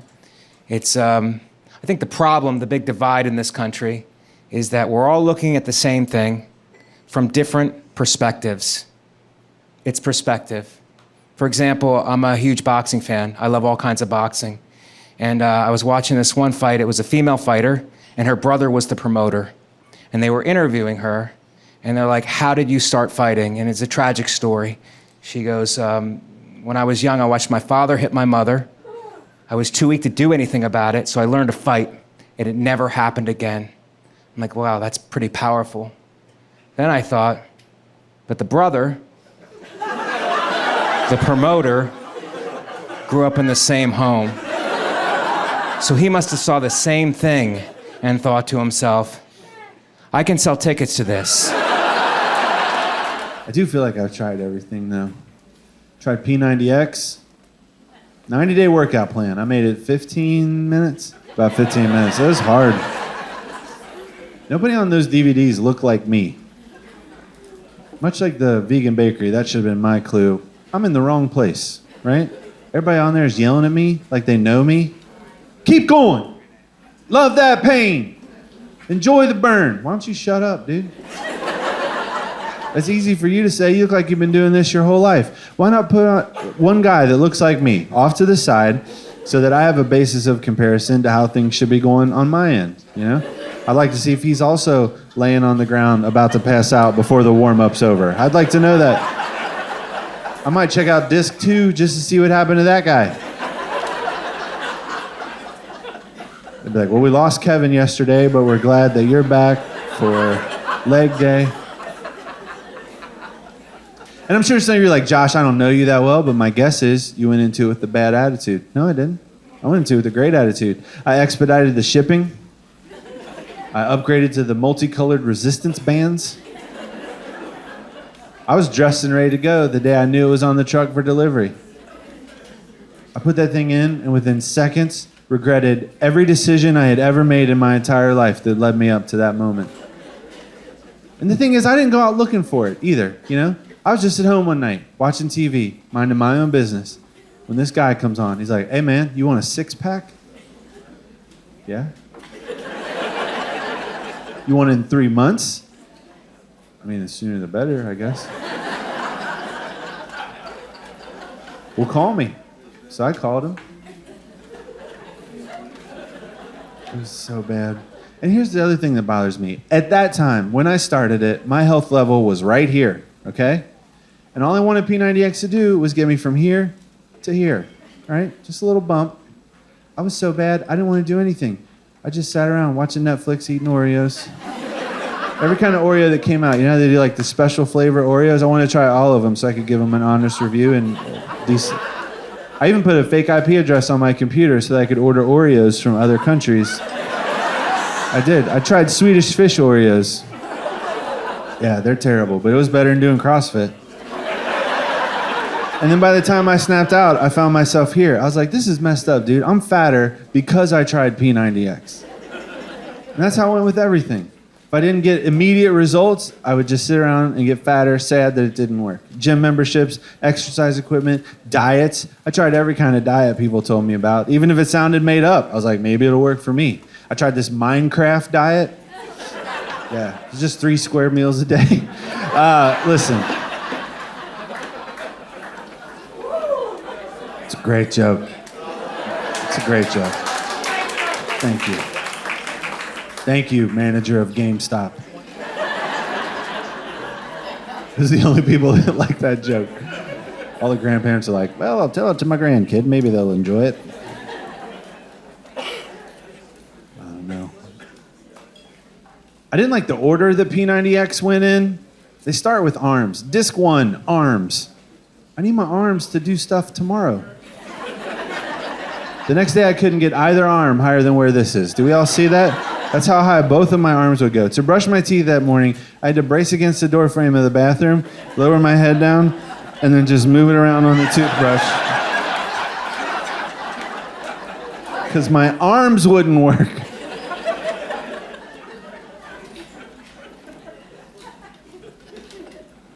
My wife is, she's been very supportive of me through my comedy career, which I appreciate. She understands that, you know, I'm in a line of work, and I've been in it for so long that my brain is trained to come up with a joke in any situation, no matter how inappropriate a joke might be in that situation. I can't turn it off. I remember the day we found out she was pregnant with our first child. She took the test and she passed or whatever, and she's like, I'm not going to get excited until I hear it from the doctor himself. So we go to the doctor, and he comes in. He's like, yeah, you guys are pregnant. Congratulations. And I said, what's the due date? He said, well, if the date you gave me is correct, I'm going to guess July 4th. And I was like, 4th of July? That'd be ironic. He goes, why is that? I go, I mean, the day that America is celebrating the birth of its freedom, I can mourn the death of mine. And it's a great joke. I stand by it. And listen, at some point, I probably should have just told him I was a comedian. Because when someone knows that you're a comedian, they let you get away with saying things like that. They don't get weird. They're just like, that's what he does. I could tell by his reaction he had no idea what I did for a living. And in that moment, I had to decide, do I tell him and make this room more comfortable for everyone that's in it? Or do I challenge myself as a professional and try to replicate this exact same awkward silence over every visit for the next 6 to 8 months? Of course, that's what I chose.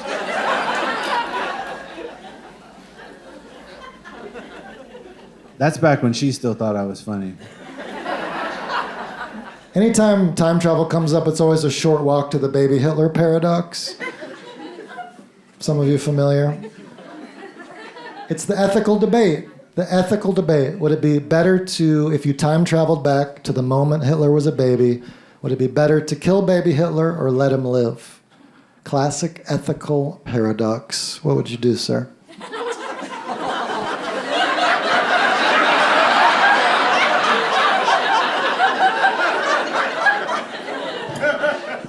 It's Hitler. You can save a lot of people. Kill the baby. Kill the baby. You're going to kill the baby? Kill the baby. Yeah, okay, that's fine. That's a fine answer. Now, you saved a lot of people, but it is a baby, and we do need to know how you would do it.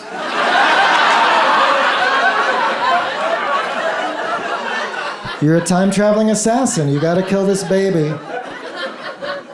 How do you do it? I think about a time machine on your seat further back. Oh, yeah. I don't understand why you wouldn't want to field this question, sir. He's requested to move back further into the crowd where we will still follow up on the question. No, it's cool. It's just a special. It's just a special. It's just my first ever 1 hour special, and yeah, so pretty much the fate of it rests on you now. If you have a good answer, it's going to a big platform. If you don't answer, it's going to Quibi.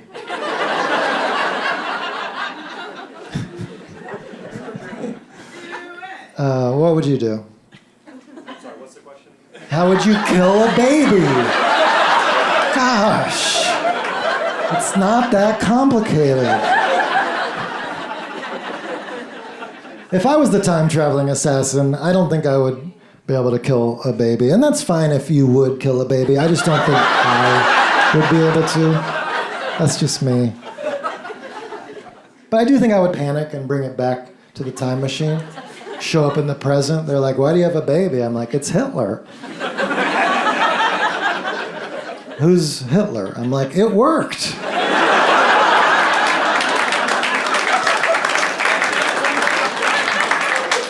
And now I just have baby Hitler? Is this why I never had kids? Was I meant to raise Hitler in the 21st century?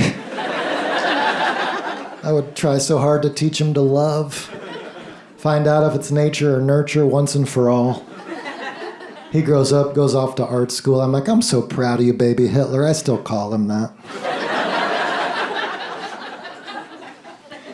He calls me. He's like, I fell in love. I'm like, that away, baby. Love wins. I guess it is nurture over nature. A couple years later, he's like, she dumped me for a rabbi. I hate Jews. I'm like, easy, Hitler. Kanye was right. No, boy. That is not what we teach in the Zimmerman household. I'm actually not Jewish. A lot of people ask me if I'm Jewish because of my last name. I'm not. And that is something I would mention to Hitler just as a precaution.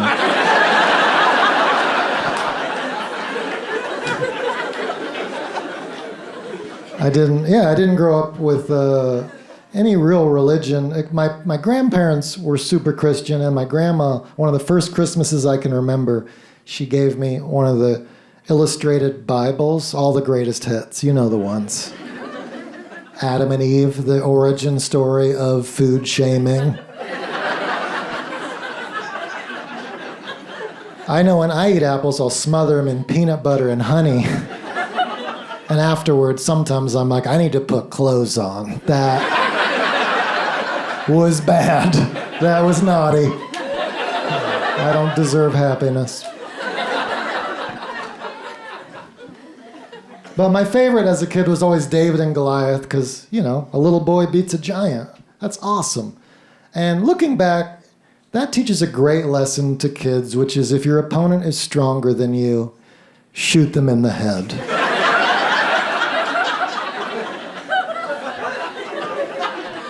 From a safe distance when they were not expecting it. Was that a fair fight, David, or a murder? I'm not sure. Not sure you can be the underdog if you're doing drive-bys. What'd you learn on that one, Joey? I learned that ranged weapons always defeat melee. Good.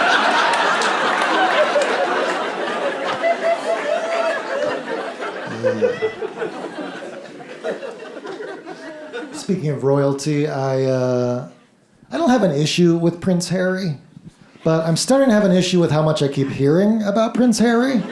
So I'm starting to have an issue with Prince Harry. And he said he was leaving the royal family for privacy, his words. But ever since he's moved, all he's done is do a Netflix reality TV series, a tell-all book, and now a Spotify podcast. Not the most private activities, Harry. To the tune of $100 million.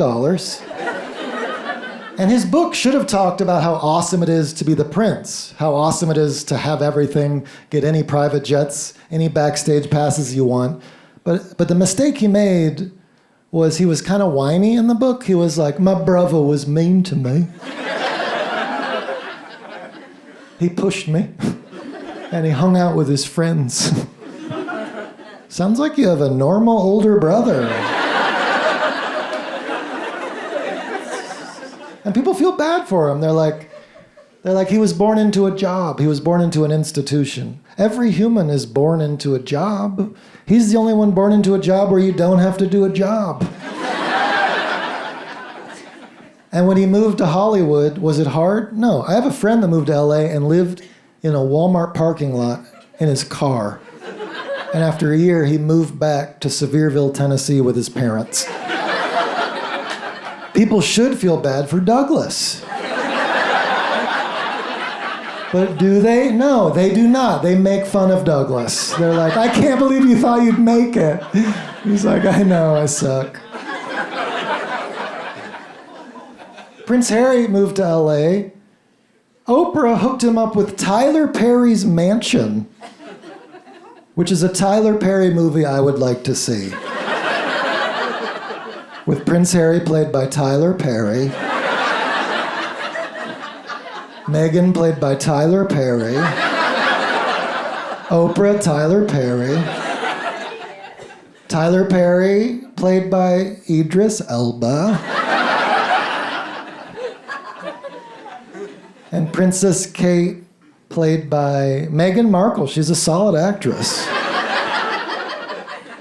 And Prince William, played by Matt Damon.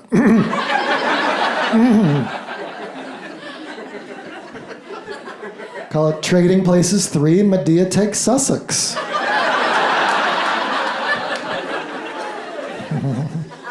I saw that R. Kelly was arrested after an FBI agent watched his Lifetime docuseries. And it made me wonder, is the FBI finding out about crime the same way I am? Just friend referrals on what's bingeable? Should we arrest Robert Durst? Let's look at the tomato meter first. Yeah, he's doing well. I have a friend that watches murder documentaries because she said it'll help her avoid murderers. But I feel like murderers are also watching murder docs, or as they call them, tutorials. And because we're in North Carolina, I want to ask you about the most interesting murder doc I'm aware of, The Staircase. Are you familiar? Happened in the Durham area. There's a documentary, and how many of you have heard of the owl theory? Yes, a bunch of you, right on. Yeah, it kind of combines birds and murder docs, so it's like really right up my alley. But basically, if you watch the Staircase documentary, this husband goes to jail, even though there's really no motive, no murder weapon, no evidence. There's no evidence. The whole trial, the prosecuting lawyer is just like, I mean, he is the husband. And the jury's like, yeah, he does seem like he's the husband. And the judge is like, husband! Send him away. And the neighbor first put out the owl theory, which is that there's an owl. That sounds crazy, right? That an owl did it? Until you hear the evidence. There was an owl that hung out in their neighborhood all the time. Owl killings, though rare, have happened. In her hair, they found owl feathers. And on her hands, traces of owl feathers. The murder scratches matched talons. And it happened at night. That's owl time. But this local detective was like, owl feathers, talon marks, husband. She could be attacked by a shark and people would be like, how do you think he pulled that off? You think he dressed as a shark? Or I never liked that guy. But as an avid bird watcher, it made me wonder, if you're killed doing something you love, would that take the sting off just a little bit? Seeing birds you've never seen before. Wow, a barred owl. And it's looking right at me. Let me see those binoculars. That's not a barred owl, that's a great horned owl. No, it's not, Frank. Don't mansplain owls to me. You can hear from its distinctive barred owl call, who cooks for you? Listen, who cooks for y'all? Hear that? No, it's not. It's doing the distinctive great horn call. It's saying, who's awake? Me too. Frank, do you know one thing about birds? If you, the owl strikes, he strikes, they both did it. They were in cahoots. I said it. They were in cahoots. Send him to Alcatraz. I had to say it. I had to say it. You notice that groan? Thank you. Please note that groan as evidence. Because after every show, some guy will be like, dude, you should have said it was a whodunit. But if I say it's a whodunit, y'all hate me and groan. And then if I don't say it's a whodunit, 4 dads are like, man, missed opportunity. Oh boy, if you'd thought of that, man, you would have blown the roof off the place. Whodunit, man. Go back to the writing board, man.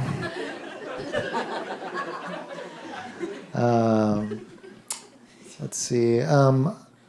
Did anybody else almost join a cult the last couple years? Almost join a cult. I was watching the HBO documentary about the Nixium cult, and I don't think HBO meant it as a recruiting tool. But they look like they're having a lot of fun up there, upstate New York. Their little bubble community, playing volleyball. I'm like, how do I join y'all's cult? Sir, it's a self-help community. Well, I am brainwashed already. Sign me up. The most susceptible people to cults are overly trusting and seeking community. That's my Myers-Briggs. It's bad. But ultimately, I don't think I'd join a cult because I don't like doing chores. Which is why I was thinking maybe I start a cult, just get the gravy, and actually that's why you're here tonight. I am doing some recruiting, and follow me, I'll teach you the meaning of life, which is to do chores for me. But, you know, cult leaders have a horrible reputation, but we only ever hear about the charismatic ones that got famous. The ones that made it. You never hear about the other 10,000 guys that were like, follow me. And people were like, no, you're annoying, Derek. Like, oh. Guess I'll just keep selling potato chips. I didn't mean to roast potato chip salesman on that one. I know I'm susceptible to cults because of the one time I went to Bikram hot yoga. After 10 minutes, I already finished my little coconut water, and I'm dizzy. I didn't realize how hot it got. I'm like, I'll just step outside. And as I get to the door, the instructor goes, hey, where are you going? And I'm so shocked to be called out in yoga that I was honest. I said, I'm going outside because I'm hot.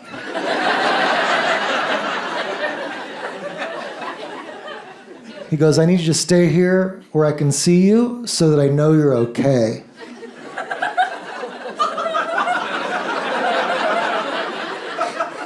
Okay, but I'm not okay. That's why I was leaving. But I can't say no to people. I struggle to say no. So I just returned to my mat and I was like, I guess I'll just grind this out for 80 more minutes. I made it 10 more minutes. And then I was definitely dehydrated. And I'm looking at the door. I'm like, I'm just going to make a run for it. I start gathering my things in fake downward dog. He comes over, he goes, everything okay? I'm like, please let me leave. I'm an adult man. I'm paying you $12 to be here, I'll pay you $40 to let me go. And he said, if you're too hot, you can just lay down on your mat. You'll be fine. It'd be better for the rest of the class if you didn't leave. And I'm looking at the rest of the class. They're avoiding eye contact. So I just lay down for 70 more minutes, just so hot and so angry. Like, I hope I die so this guy gets fired.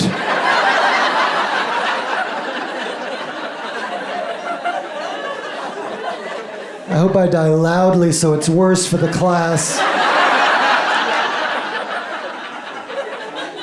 Just furiously obedient. The class ended. I was fine, unfortunately. But I went home and looked up Bikram. They're trained not to let anybody leave because once one person leaves, everyone will leave.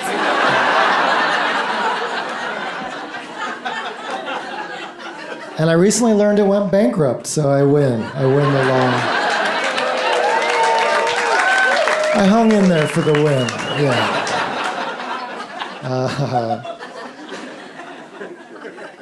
So I have been told many times that I have a soothing voice. And so I thought it'd be nice to do some soothing affirmations to really finish on what I was made to do. And so I'll just say a positive affirmation and you guys repeat it back and we'll all feel amazing. Sound good? Great. I am blessed with this life. Hashtag blessed.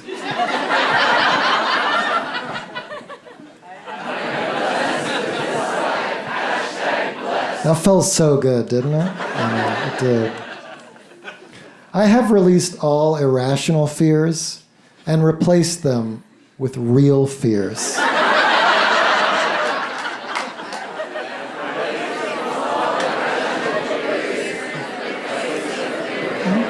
Okay, good. A little mumbly, but good. I forgive everyone who has ever left me. Except for Beth. Go ahead.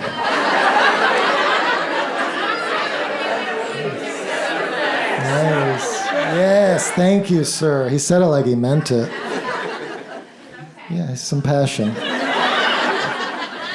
I look really good thanks to this new coat from Banana Republic.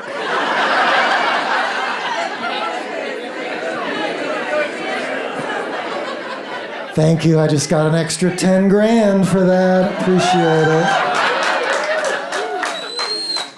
I am actually a better overall person than Tony Robbins.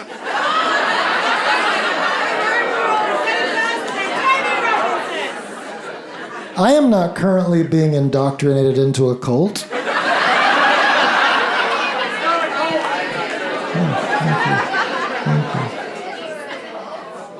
Nice, thank you. And lastly, I understand the intricacies of the Israel-Palestine conflict.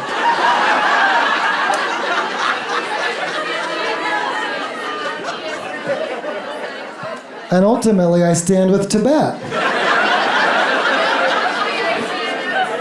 Asheville, thank you so much. I'm Joe Zimmerman. I appreciate it. I hope you enjoyed the show. Thank you so much for coming out.